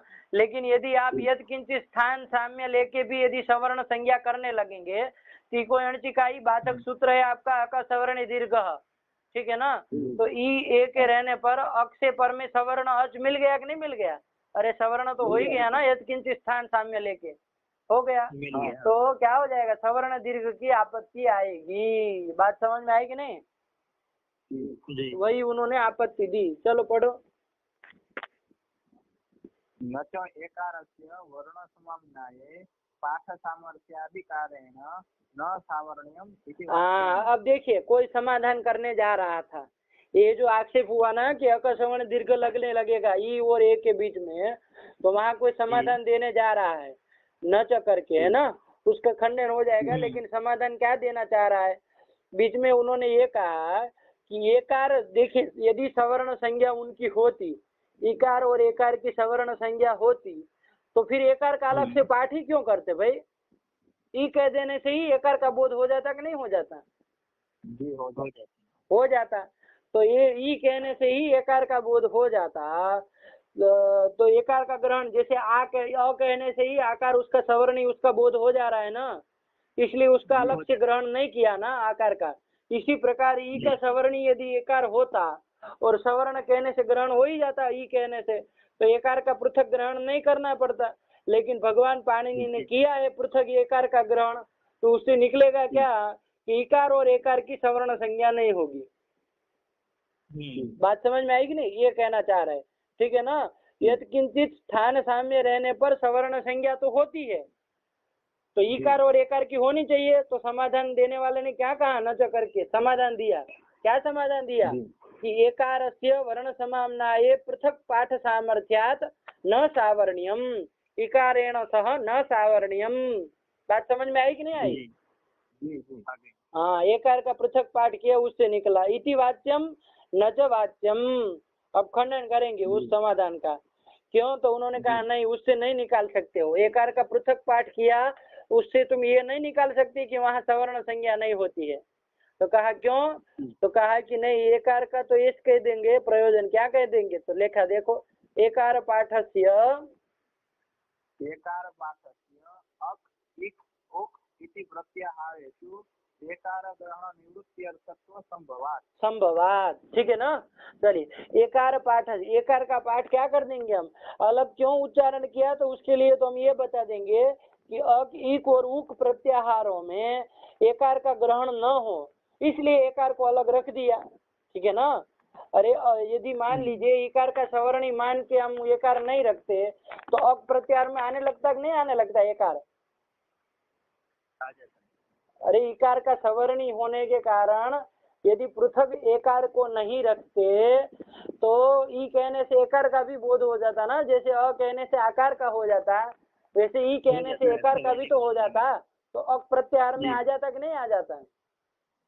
एकार भी आ जाता ना। अरे अ ई उ री री रील री आते, ई आ गया तो एकार भी आ जाता। ठीक है ना? तो वो न आए उस प्रत्याहार में, क्योंकि आ जाए, यदि अक में आ जाए एकार तो बहुत अनिष्ट होगा। देखिए, अक घटित जितने भी सूत्र हैं वहां देखेंगे तो आपको समस्या समझ में आ जाएगी, क्या क्या समस्याएं होंगी। ठीक है ना? तो अक वाले सूत्र देखिए, अक जहाँ जहाँ अक सवर्ण दीर्घ है और जहाँ जहाँ अक है सब जगह देखिए, यदि एकार उसमें आ जाए तो बहुत समस्याएं हो जाएंगी भाई। जो एकार में कार्य नहीं करना तो वो भी होने लगेगा। तो ये न हो, सब आपत्ति या न हो, इसके लिए हमने क्या रख दिया? एकार का पृथक पाठ कर दिया। क्या कर दिया है? पृथक पाठ कर दिया। बात समझ में आई कि नहीं आई? चलिए, तो इसलिए हमने पृथक पाठ किया। उसको एकार का पृथक पाठ किया, उससे आप ये नहीं निकाल सकते कि उनकी सवर्ण संज्ञा नहीं होती है ना? यत्किंचित स्थान साम्य होने पर उसकी सवर्ण संज्ञा नहीं होगी। क्यों नहीं होगी? तो पूर्व पक्ष से न च करके क्या कहा था? क्योंकि एकार का पृथक पाठ किया है, तो पृथक पाठ किया उससे ये निकालेंगे कि सवर्ण संज्ञा नहीं होगी। तो उत्तर पक्षी ने क्या कह दिया? उसको खंडन, न च का खंडन करने वाले ने, उन्होंने ये कर दिया कि अक इक और उक प्रत्याहार में एकार का ग्रहण ना हो जाए, इसलिए क्या कर दिया हमने? पृथक एकार का पाठ किया गया। एकार पाठस्य अक इक उक इति प्रत्याहारेषु एकार ग्रहण निवृत्त्यर्थत्व संभवात। ठीक है ना? उसके एकार ग्रहण की निवृत्ति कराने के लिए हमने एकार का पाठ पृथक कर दिया। बात समझे कि नहीं समझे? तो उस एकार के पाठ से आप ये नहीं निकाल सकते कि यहाँ पर मतलब सवर्ण संज्ञा नहीं होगी, ये नहीं निकाल सकते। बात समझ में आई? सवर्ण संज्ञा तो होगी। ठीक है ना? उसमें कोई यदि यत्किंचित स्थान साम्य विवक्षित है तब ध्यान दीजिएगा। चलिए, ठीक। और किंच करके दूसरा एक दोष दे रहा है, किंच करके और दूसरा दोष दे रहे हैं कि यदि किंचित स्थान साम्य यदि विवक्षित है तो वकार और लकार की भी क्या होने लगेगी? सवर्ण संज्ञा होने लगेगी। ठीक है ना? वकार और लकार की भी क्या सवर्ण संज्ञा होने लगे। वकार का कौन स्थान है महाराज जी? नहीं महाराज जी, क्या जुड़े हैं महाराज जी? आपने पहले बोला तब भी जुड़े हुए थे, तो बोल क्यों नहीं रहे? चलिए, चलो चलो चलो, कोई बात नहीं। वकार का कौन स्थान है गौरव? बोलो। दंतोष्ठम स्थान है। ठीक है ना? दंतोष्ठ स्थान। और लकार का कौन स्थान है? दंता। ठीक है ना? लितुलसानम दंता, तो दंत स्थान है। तो देखिए, यद किंचित स्थान साम्य तो हो ही गया ना दोनों का, वकार और लकार, दंत दंत तो मिल ही गया ना। तो अब इन दोनों की भी सवर्ण संज्ञा होने लगेगी। तो इन दोनों की सवर्ण संज्ञा हो जाए, यदि यद किंचित, कब सवर्ण संज्ञा होगी वकार और लकार की? भार्गव, वकार और लकार के आभ्यंतर साम्य पर। अरे आभ्यंतर प्रयत्न तो ठीक है ना, वो तो समान ही है। स्थान साम्य यत किंचित स्थान साम्य यदि लेते हैं तब, जी अरे यत किंचित स्थान, प्रथम पक्ष में ही तो दोष दे रहे हैं। यत किंचित स्थान साम्य यदि विवक्षित है तो क्या हो जाएगी, आपका वकार और लकार की भी सवर्ण संज्ञा हो जाएगी। तो कहा वकार और लकार, ये देखिए आभ्यंतर प्रयत्न तो समान है ना, जी यर लवा अंतस्था है ना, यर लवा अंतस्था, तो ल और व का अंतस्थ, अंतस्थ संज्ञक है, और अंतस्थों का कौन आभ्यंतर प्रयत्न है, ईशत पृष्ठम अंतस्थानम, ये है ना, ईशत पृष्ठ, तो दोनों का आभ्यंतर प्रयत्न तो समान है, लेकिन स्थानों में किंचित यद किंचित साम्यता मिल रही है दंत दंत में, ठीक है ना। तो यद किंचित स्थान साम्य यदि विवक्षित है तो इनकी भी सवर्ण संज्ञा हो जाएगी। अब इनकी सवर्ण संज्ञा हो जाए तो क्या आपत्ति है भाई, तो उन्होंने कहा कि तोरलिकार क्या होता है, तवर्गस्य लकारे परे पर सवर्ण स्यात्, सवर्ग के पर में यदि लकार है तो पर सवर्ण होता है। तो अब ल करके उसका सवर्णी सब आ जाएंगे ना, तो उसका सवर्णी वह भी तो गृहीत हो जाएगा। तो तवर्ग से परे ल रहे चाहे वह रहे, पर सवर्ण होने लगेगा। तो जैसे विद्वान लिखती में बन जाता है ना, विद्वान लिखती बन जाता है ना, विद्वान न जो है वो तवर्ग में आ गया ना, तथ दध न, ये तवर्ग से परे मतलब तथ दध न से परे यदि ल हो तो पर सवर्ण होता है। अब ल करके वह भी लिया जाएगा ना, क्योंकि आपने यत्किंचित स्थान साम्यता ली थी तुल्यस्य प्रयत्न में, इसलिए ल का सवर्णी वह भी हो जा रहा है। जब सवर्णी हो गया उसका तो क्या हो जाएगा, वकार के परे रहते भी तोरली लगने लगेगा। तो उदाहरण बोलिए कोई ऐसा हो जहाँ वकार पर में हो और पूर्व में तवर्ग हो, तदवान, तदवान आगे लिख ही रहे, ठीक है ना, तदवान, तद है आगे वान है, ठीक है ना, तदवान पूरा मिला के, तो तदवान है। तो देखिए द है आपका तवर्ग में आ गया कि नहीं आ गया, तो थ द आ गया, उसके पर में ल परे रहे, अब ल का ल करके उसका सवर्णी भी लिया जाएगा, मतलब वह भी चलेगा। तो वान का वह पर में है कि नहीं, यहाँ पर भी पर सवर्ण होने लगेगा। तो क्या बनने लगेगा, तौवान बनने लगेगा तदवान की जगह, ठीक है ना, ऐसा अंड बंड बनने लगेगा। बात समझे कि नहीं समझे। तो चलिए यही न, ये सब न आपत्ति आए, इसलिए यहाँ सवर्ण संख्या न हो, इसलिए क्या कहना होगा, यद किंचित सावर्ण नहीं लेना है, अपितु क्या लेना है, यावत स्थान साम्य लेना है। यद किंचित स्थान साम्य न लेकर के यावत स्थान साम्य लेना। चलिए वही बता रहे, किंच से पढ़ो, किंच से क्या होता है, दोषांतर बताया जाता, ध्यान दीजिएगा, किंच से दोषांतर दिया जाता। पहला दोष तो दिया उन्होंने, ई और ए में सवर्ण संज्ञा की आपत्ति आएगी, वहां पर भी यद किंचित स्थान साम्य तो है ही, है ना, तो सवर्ण संज्ञा हो जाएगी। सवर्ण संज्ञा हो जाएगी तो वहाँ अका सवर्ण दीर्घ लगने लगेगा, ई अग्रे ए अवस्था में, ठीक है ना।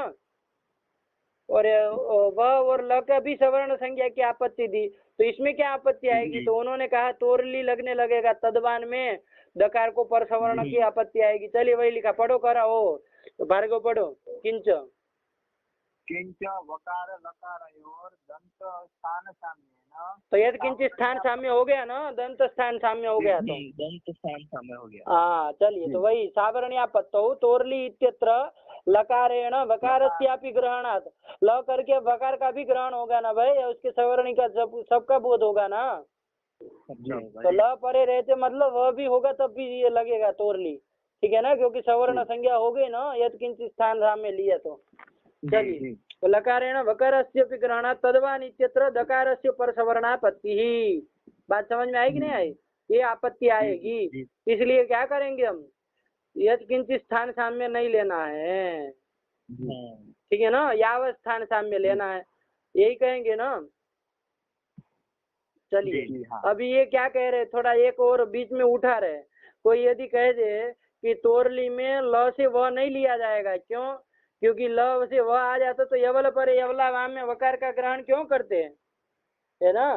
तो उसमें तो क्या कहेंगे, वकार का ग्रहण किया ना, वो भी क्या करता है, यवल परे यवला वास्यु, यही करता है ना, कि यवल के परे रहते यवल होते हैं पूर्व के, उसमें यही करता है ना, यवला स्यु विकल्प है ना। तो ये जो वार्तिक है उसमें वकार का ग्रहण नहीं करते ना, यदि तोरली में ल से व का ग्रहण कर दे तो इस तरह की कोई आशंका उठाए तो उनके लिए लिख दिया यवल परे यवला वा इत्यत्र यकार ग्रहणम तु यथा संख्यार्थम भविष्यति। ठीक है ना, उसमें जो यकार ग्रहण किया गया वो किस लिए किया गया, यथा संख्यार्थ किया गया। ये यकार क्यों कह रहे भाई, वकार का कहना चाहिए ना। चलिए दूसरी बाल मनोरमा है किसी के पास? महाराज जी के पास थी ना, महाराज जी नहीं है क्या? महाराज जी है, लेकिन महाराज जी जवाब ही नहीं दे रहे स्वामी जी। चलिए छोड़िए, गए होंगे कहीं। तो ये हो गया हैं? ऐसा ही उधर भी हुआ था, देखिए ये लिखा है ना कि ये कहा कि एकार जो है उसकी एकार और इकार की सवर्ण संज्ञा नहीं होगी। अब क्यों नहीं होगी, क्योंकि एकार का पृथक पाठ किया गया है। अरे कहाँ इकार एकार में पीछे गए तुम, यवल परे यवला वा का कह रहा हूँ। हाँ नहीं, मैं इसका तो है ऐसा एक आपत्ति, मतलब उधर भी आएगी। देखिए आप एकार पाठक और इसी प्रत्याहारेषु एकार ग्रहण निरुक्त्या अर्थत्व संभवात् लिखा है। हाँ ये उक नहीं कहना चाहिए। हाँ ये उक नहीं कहना, उक में कहाँ ये आता है। तो ये दूसरा वाला पाठ देखिए, बाल मनोरमा किसी के पास नहीं है? दूसरी वाली है किसी के पास? नहीं। तो चलिए बाद में देख लीजिएगा महाराज जी से, फिर आप है ना देख लीजिएगा, फोटो मंगवा लीजिएगा बाल मनोरमा का इतने उसका, ठीक है ना। तो मिला लीजिएगा बाद में क्या लिखा है। तो वो यथा संख्या से रखा है, ठीक है ना। तो उससे कुछ होगा नहीं, तोरली से ल से व का ग्रहण हो जाएगा यदि उसका सवर्णी है तो, कहने का तात्पर्य। और उसका सवर्णी कब होगा, यदि यद किंचित स्थान साम्य आप लेंगे तब, तुल्यस्य प्रयत्नम में, ठीक है ना। यदि यावस्थान साम्य लेते हैं तो यह वो व और ल का सवर्ण संज्ञा होगी? नहीं होगी ना, क्योंकि यावस्थान साम्य कहाँ हो रहा है, इसका केवल दंत स्थान है व का ल का, और व का दंतोस्थ है, वकार से दंतोष्ठम। तो यावस्थान साम्य नहीं हुआ ना, मतलब पूरा का पूरा स्थान मिलना चाहिए। यावत स्थान साम्य का क्या मतलब है, पूरा स्थान मिलना चाहिए, यद किंचित स्थान साम्य नहीं चलेगा। तो जब यावस्थान साम्य कह देंगे तो ये दोष नहीं आएंगे ना सब ऊपर दिए वो। अरे ल और व की सवर्ण संज्ञा नहीं होगी, क्या जी कर रहे हैं, समझ रहे बात को कि मतलब यही है। समझ गए। हाँ चलिए यही सब है आप लोगों का। हाँ तो ये कर दिया, पढ़ो आगे फिर। आगे लिखा है यवलावा इत्यत्र यकार ग्रहणम तु यथा संख्यार्थम भविष्यति। हाँ वो बता दिया ना, उसको देखना है आप लोगों को, पाठ थोड़ा उसमें मिलाना है, क्या लिखा यह है कि वह लिखा है, ठीक है ना। चलिए प्रिंटिंग मिस्टेक भी हो जाती है बहुत बार, लेकिन एक बार देख के फिर ऐसे मत काट दीजिएगा, ठीक है ना। तो क्या समस्या है, आप इतना निष्कर्ष निकालिए कि यदि तुल्यस्य प्रयत्नम सवर्णम में यद किंचित स्थान साम्य लेते हैं तो क्या क्या समस्या आएगी, उतना को ध्यान में रखिए। क्या समस्या आएगी, ई और ए में सवर्ण संज्ञा की आपत्ति आएगी और ल और व के सवर्ण संज्ञा की आपत्ति आएगी, सीधी बात, ठीक है ना। आप निष्कर्ष के रूप में इतना जानिए, इसकी सवर्ण संज्ञा की आपत्ति आएगी। अब ई और ए की सवर्ण संज्ञा हो जाए तो क्या आपत्ति है, तो अका सवर्ण दीर्घ लगेगा, एकार के परे रहते और इकार के पूर्व में रहते। ई अग्रे स्थिति में क्या लगने लगेगा, अका सवर्ण दीर्घ लगेगा, ये आपत्ति आएगी, वहाँ लगाना नहीं है, ठीक है ना। एक आपत्ति ये दी। और व और ल की यदि सवर्ण संज्ञा हो जाए यद किंचित स्थान साम्य को लेके, तो तोरली कहता है तवर्ग से परे लकार के रहते पर सवर्ण होता है, तो वकार के परे रहते भी तोरली लगने लगेगा और पर सवर्ण होने लगेगा। तदवान तदवान में भी लगने लगेगा, पर सवर्ण होने लगेगा द को, ठीक है ना। इस तरह से आपत्ति आएगी, इसलिए तुल्यस्य प्रयत्नम सवर्णम में यत किंचित स्थान साम्य नहीं लेना है, अपितु क्या लेना है, यावत स्थान साम्य लेना होगा। जब यावत स्थान साम्य कहेंगे तो इकार और एकार की सवर्ण संज्ञा होगी? नहीं होगी, क्योंकि यावत स्थान साम्य नहीं मिल रहा है, उसमें अधिक हो जा रहा है, इसमें कम है, ठीक है ना। तो नहीं है, इसलिए नहीं होगी। वह और ल की स्थान वो होगी सवर्ण संज्ञा? नहीं होगी, क्योंकि वह का स्थान दंतोष्ठ है, उसका केवल दंत है, तो उसका ज्यादा है, इसका कम है, तो यावत स्थान साम्य नहीं हुआ, इसलिए नहीं होगी। तो क्या निकला, यावत स्थान साम्य मानना चाहिए। अब कह रहे दो विकल्प दिए थे ना, यत किंचित स्थान साम्यम विवक्षितम, यावत स्थान साम्यम विवक्षितम बा। तो यदि आप कहते यत किंचित स्थान साम्यम तो दो दोष दे दिए, याद रहे कि नहीं। जी हाँ। अब यावत स्थान साम्य कहेंगे तो ये दो दोष नहीं आएंगे ना, नहीं आएंगे। लेकिन अब क्या कह रहे हैं, यावत स्थान साम्य में तो लिख रहे हैं न द्वितीय, मतलब जो द्वितीय पक्ष था ना, यावत स्थान साम्यम विवक्षितम, वो भी नहीं कह सकते। क्यों नहीं कह सकते, यावत स्थान साम्य क्यों नहीं कह सकते, तो लिख रहे, पढ़ो करण।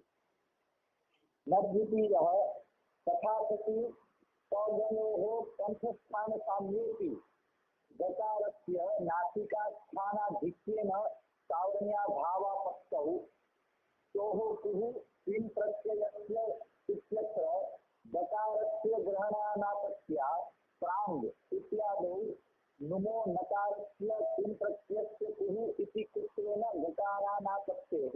हाँ, ये किया। यावत स्थान साम्य लेंगे तो चलिए पूर्वोक्त जो दोष थे दोनों प्रथम पक्ष में, उसका तो वारण कर दिए, ठीक है ना, वो अतिव्याप्ति नहीं होगी। लेकिन अब दोष आया, समस्या आएगी। यावत स्थान साम्य कहेंगे तो क्या समस्या आएगी, तो उन्होंने कहा कि अब तो क और ग की भी सवर्ण संज्ञा नहीं हो पाएगी। अरे क ख ग घ ङ ये पांचों का परस्पर में सवर्ण संज्ञा होती है ना, क की ग के साथ की, ग की क के साथ की होती है ना, तो वो नहीं हो पाएगी। क्यों नहीं हो पाएगी, क्योंकि क का स्थान कौन है, और नासिका भी है। अरे क का स्थान पूछ रहा है, वो अंड बंड क्यों बोल रहे हो, सुनो। क का स्थान कंठ है और ग का स्थान कंठ और नासिका है। कंठ भी है और नासिका च, यमंगल नाम नासिका च कहा था ना, तो नासिका स्थान भी है।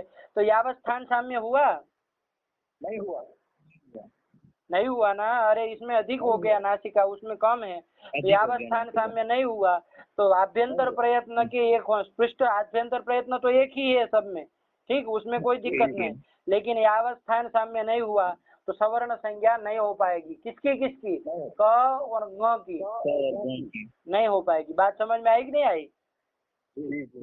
तो अब जब नहीं हो पाएगी तो क्या समस्या आएगी, तो उन्होंने कहा कि अब किन प्रत्यय से कुहू कहेंगे, तो कुहू मतलब कु इति उदित जो होते हैं वो किसके बोधक होते हैं, अपने सवर्णी का ही तो बोधक होता है।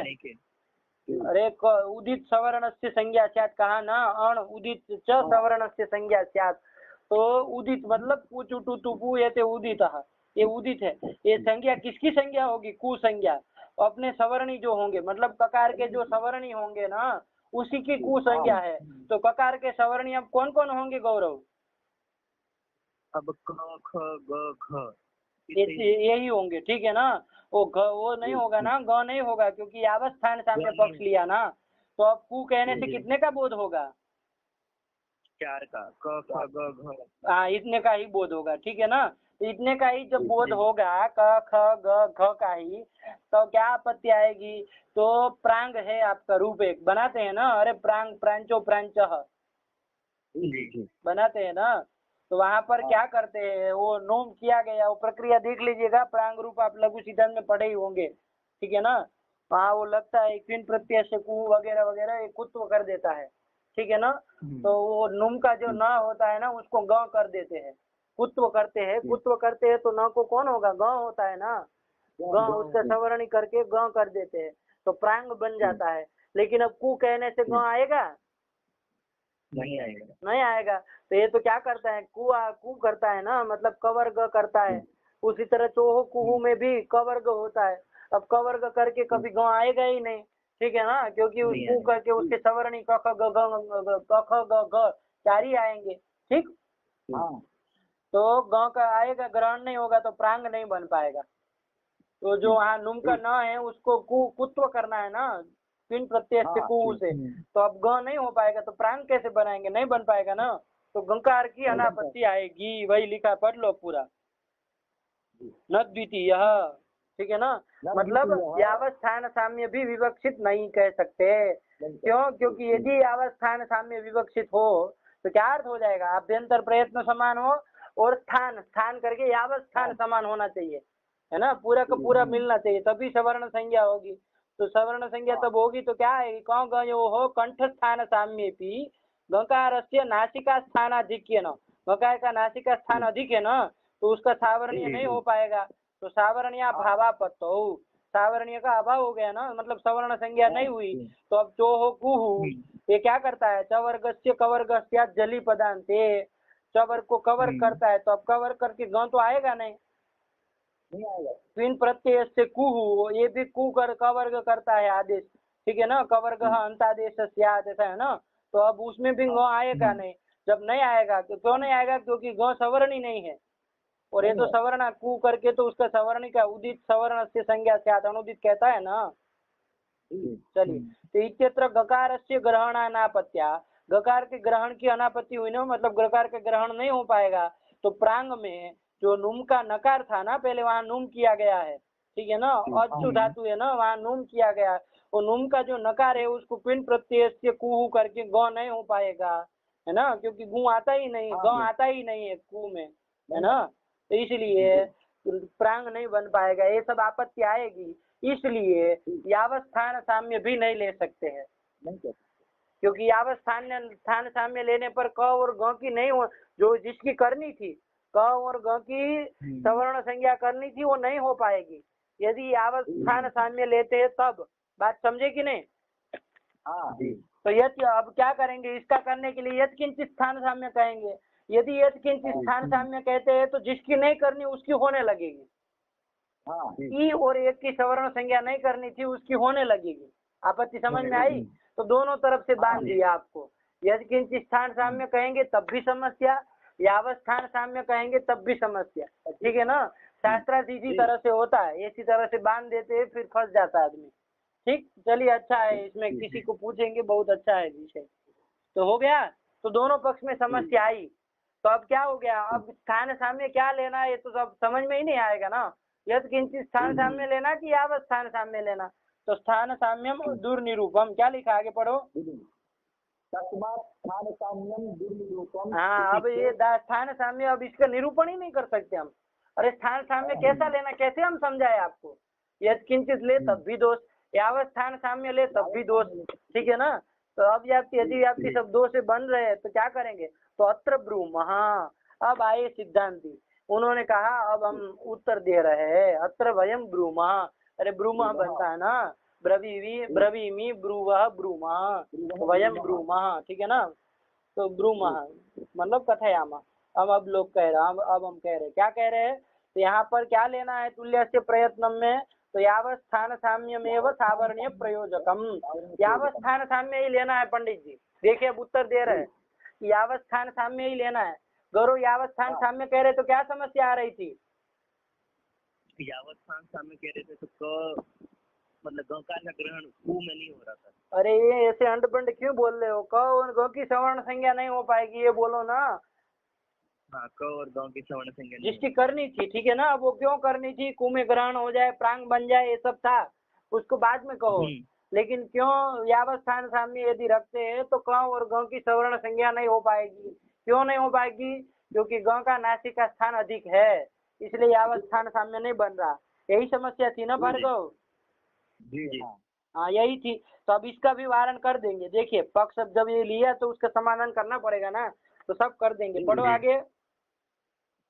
अत्र ब्रूमः यावस्थान साम्यमेव सावर्ण्य प्रयोजकम। हाँ, ठीक, फिर एवं च इकारस्य एकारस्य च तालुस्थान साम्येति एकारस्य कंठस्थानाधिक्या न सावर्ण्यम। हाँ, मतलब प्रथम पक्ष में जो दोष थे वो नहीं आएंगे, ये बता रहे कि ये इकार और एकार का यावस्थान साम्य नहीं हो रहा है ना, नहीं हो रहा है। अरे एकार में कंठ अधिक घुस गया है, कंठ तालु स्थान है ना, इसलिए स्थानाधिक्या न सावर्ण्यम, ठीक है ना।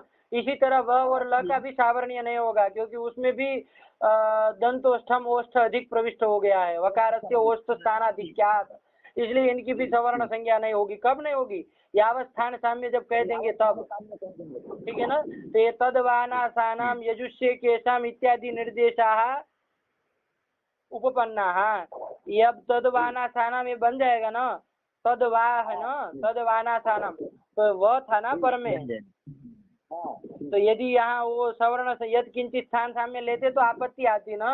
अरे दकार को भी पर सवर्ण की आपत्ति आती तोरली से, तो ये सब आपत्ति नहीं आएगी, अब बन जाएगा। यजुष्य के साम में क्या है भाई? अच्छा हाँ, देखो देखो ये है यजुषी है, सुनो सुनो, यजुषी है और एक के साम है, यजुषी सप्तमी का है और एक के साम है। यहाँ पर अकर सवर्ण दीर्घ लगने लगता ना, इकार और एकार की सवर्ण संज्ञा होती तो यहाँ देश न होके अकर सवर्ण दीर्घ से दीर्घ की आपत्ति आती। लेकिन अब दिक्कत नहीं होगी, क्योंकि अब हमने क्या कह दिया है, यावत स्थान साम्य ही लेना है, ठीक है ना। तो बस वही कहा। अब तद्वाना सानाम यजुषी एक केशम यजुष्य केशम यणादेश हो गया, इत्यादि निर्देशा उपपन्ना, ये सब निर्देश भी पाणिनि जी के बन जाएंगे, ठीक है ना, कोई दिक्कत नहीं होगी, उपपन्न हो जाएंगे। चलिए, तो निकला क्या कि यावत स्थान साम्य लेना है। तो अब प्रश्न आएगा कि यावत स्थान साम्य लेंगे तो क और ग की नहीं हो पाएगी भाई, अभी तो दोष बताए, उसका क्या करेंगे? तो देखिए उसका लिख रहे हैं, क्या लिख रहे हैं, पढ़ो। दकारस्य नासिकास्थानाधिक्येति ककारेण सावर्ण्यं तस्यैव। हाँ देखिए, यहाँ कह रहे हैं कि यावत स्थान साम्य लेंगे तब भी यहाँ क और ग की सावर्ण सवर्ण संज्ञा हो जाएगी। कैसे भाई? ग का तो अधिक स्थान है ना, नासिका एक अधिक है, कंठ के साथ साथ नासिका स्थान भी है, तब भी हो जाएगी। कह रहे हैं गकारस्य नासिका स्थानाधिक्येपि, नासिका स्थान के अधिक होने पर भी ककारेण सह सावर्ण्यम अस्त्येव। कैसे हो जाएगी भाई? यावत स्थान साम्य तो नहीं हुआ। तो देखिए अब बता रहे हैं, स्थान देखिए लिख रहा, आगे उत्तर दिया, आस्य भव स्थान साम्य सेव सावर्ण प्रयोजकत्वात्, आ गया उत्तर निकाल दिया। देखिए हमने क्या कहा है, आस्य कहा है ना, है ना, आस्य भवम आस्यम। तो आस्य मतलब वो कौन था? आस्य मुखवाची, आस्य शब्द का और मतलब कहाँ तक का मुख लिया जाता है? ओष्ठात प्रवृत्ति प्राक काकल का कहा है ना भाष्यकार ने। तो उसमें जो होने वाले हैं वही आस्य भवम करके आएंगे ना। तो उसमें कौन कौन स्थान होते हैं? कंठ, तालु, दंत, ओष्ठ, मूर्धा, बस इतना ही तो है। नासिका उसमें आता है क्या? तो हमको तो कितना आस्य भव स्थान जो है, आस्य भव, आस्य भव उन्होंने समस्त एक रूप लिख दिया। आस्य में होने वाले जो स्थान है कौन कौन है? तालवादी स्थान है ना, उसी का सामान्य, उसी की समानता लेनी है ना, उसी का साम्यता लेनी है। तो देखिए क का स्थान कौन है, उसी में से देखना है, तालवादी में ही देखना है। क का स्थान कंठ है, कंठ है, उसी तरह वो तालवादी में ही देखना है। ग का स्थान कौन है? कंठ है। और कोई है क्या? नहीं है ना, क्योंकि तालवादी स्थान ही लेने हैं। वो नासिका तो बहिर्भूत हो गया ना भाई, वो थोड़ी ना आस्य भवम करके आता है, वो थोड़ी ना मुख में आता है। अरे ओष्ठ से लेके प्राक काकलक तक नासिका आती है क्या? आपकी नाक उसमें है क्या? गले में फंसी हुई है? नहीं है ना। तो फिर वही तो कह रहे, क्योंकि क्या उन्होंने आस्य कहा है ना, तो आस्य स्थान, आस्य भव जो स्थान है उसी की साम्यता लेनी है। तो उतना तो समान है ही ना, तालवादी स्थान तो समान ही है। अब उसका नासिका तो बहिर्भूत है, वो तो अलग रहे, उसे क्या दिक्कत है? ठीक है ना। तो वही लिखा, देखो पढ़ो करण, आस्य भव स्थान साम्य सेव, हाँ। और नासिका जो आपकी है वो तो आस्य के अंतर्गत नहीं आती, वो तो ऊपर है ना, ओष्ठ के ऊपर लगी हुई है, आस्य से लेके काकलक तक नहीं है ना। और भाष्यकार ने तो कहा है, उक्तंच भाष्य किम पुनरास्यम लौकिकम आस्यम ओष्ठात प्रभृति प्राक काकलकात। बात समझ में आएगी नहीं? यही है ना, वो आस्य मतलब यही लेना है। और आस्य भवम मतलब इस आस्य में ओष्ठ से प्रवृत्ति लेके काकलक तक जो उसमें होने वाले हैं कौन है? तालवादी स्थान है ना, वही आस्य शब्द से लेना है। तो उसमें नासिका तो आएगी नहीं, बस केवल तालवादी स्थान समान होना चाहिए और यावत समान होना चाहिए। तो तालवादी स्थान तो बराबर के समान है ना, क और ग के, क का भी कंठ, उसका भी कंठ। अब नासिका उसका है तो वो कहाँ तालवादी स्थानों में आता है? नहीं आता है ना। तो महाराज जी नहीं देना। चलिए कल के सब प्रश्न का उत्तर आ गया ना। चलिए साफ साफ लिखा, नासिकायाश्च आस्यान अंतर्गतत्वात्, आस्य के अंतर्गत नासिका नहीं होती है। चलिए उक्तम, अब प्रमाण दे रहे, भाष्यकार ने कहा है उक्तंच भाष्य, पढ़ लो फटफट, अब बता दिए सब। नासिकायाश्च आस्यान अंतर्गतत्वात् उक्तंच भाष्ये किं पुनरास्यम लौकिकम ओष्ठात् प्रवृत्ति प्राक काकलकात् इति। ये आस्य है आपका, ठीक है ना। और ये आस्य भवम आस्यम करना है, तो इसमें कहाँ नासिका आएगी? नहीं आएगी ना। अब ये काकलक किसको कहते हैं, प्रश्न होगा कि नहीं होगा? तो कैयट ने लिखा है, क्या लिखा है? तो कैयट की पंक्ति पढ़ो, देखो वहाँ लिखी आगे। काकलको नाम चुबुकस्याधस्तात् ग्रीवायाम् उन्नत प्रदेशः इति कल्यतः। हाँ ठीक है ना। काकलक किसको कहते हैं? चुबुकस्य अधस्तात्। चुबुक किसको कहते हैं, पता है किसी को? ठोड़ी को जिसको गुजराती में डाटी कहते हैं। हाँ वही, ठीक है ना। इधर जो रहती है ना होठ के नीचे जो आपका ये दाढ़ी कहते हैं, जिसको गुजराती में ठहनी क्या कहते हैं, उसमें हिंदी में क्या कहते हैं? हनु हनु हनु हनु अरे वो हनु का आप लोग गलत लगाते हैं भाई, हनु का अर्थ हनु यानी वो चिबुक वाला। तो वो हनु तुम आप लोग गलत लगाते हैं, वही बता रहा हूँ ना। हनु का देखिए थोड़ा, मतलब अभी उसमें बहुत कुछ समझना बाकी है। हनु में गड़बड़ है आप लोगों की। हनु मतलब क्या होता है? हनु की अभी शक्ति ग्रह नहीं है ना। अनुपदम कुत्र शक्तम, थोड़ा उसकी शक्ति देखेंगे तो सही में कुछ अलग निकलेगा। देखिए अनु किसको कहते हैं? अनु में कुछ गड़बड़ है आपकी। एक बार बहुत अच्छा कोई बता अनु में, मतलब आपको मतलब कपोल द्वय परमुख भाग, ये है आपका। चलिए, तो ये मतलब आपको अनु में तो गड़बड़ है, अनु मत करिए, अनु का कुछ अलग ही है, ठीक है ना। चुबुक मतलब ये समझिए, वो बहुत लोग गलत भी लिखते हैं, चुबुक है अनु गलत लिख देते हैं ना। तो चुबुक मतलब ये है, जिसको दाढ़ी कहते हैं ना, वही चुबुक है। उसके अधस्तात्, उसके नीचे जाइए, मतलब गले का भाग आएगा ना, ग्रीवा का भाग। तो वो जो ग्रीवा का भाग है ना, उसमें जो उन्नत प्रदेश आपको बताया था ना, ग्रीवायाम उन्नत प्रदेश, वो जो उन्नत प्रदेश है ना, उसी को काकलक कहते हैं। तो ओष्ठ से लेके उस काकलक तक के बीच में जो है वो सब आस्य कहलाता है, मुख कहलाता है, ठीक है ना। चलिए आइए, काकलको नाम चुबुकस्य अधस्तात् ग्रीवायाम उन्नत प्रदेशः इति कैयटः। कैयट ने वहाँ काकलक की व्याख्या की है, ठीक है ना। चलिए हाँ, तो अब क्या निकला, यावस्थान साम्य ही लेना है, ठीक है ना। तो अब क और ग की सवर्ण संज्ञा हो जाएगी ना, उसकी करनी भी तो हो जाएगी। ई और ए की होगी कि नहीं होगी? नहीं होगी, क्योंकि उसका तालवादी स्थान यावत साम्य नहीं है, यावत स्थान साम्य नहीं है, इसका तालु है केवल ई का, और उसका कंठ तालु है, कंठ अधिक प्रविष्ट है ना, वो तो तालवादी में आता है। चलिए, तो इसलिए यावत स्थान साम्य नहीं हुआ, इसलिए नहीं होगी। इसी तरह वह की भी नहीं होगी। चलिए हो गया, फिर आगे पढ़ो। तस्मात् आस्य भव यावत् स्थान साम्यम सावर्ण्य प्रयोजकम इति शब्देन। हाँ, तो निकला क्या, यावत् स्थान साम्य ही लेना है, ठीक है ना।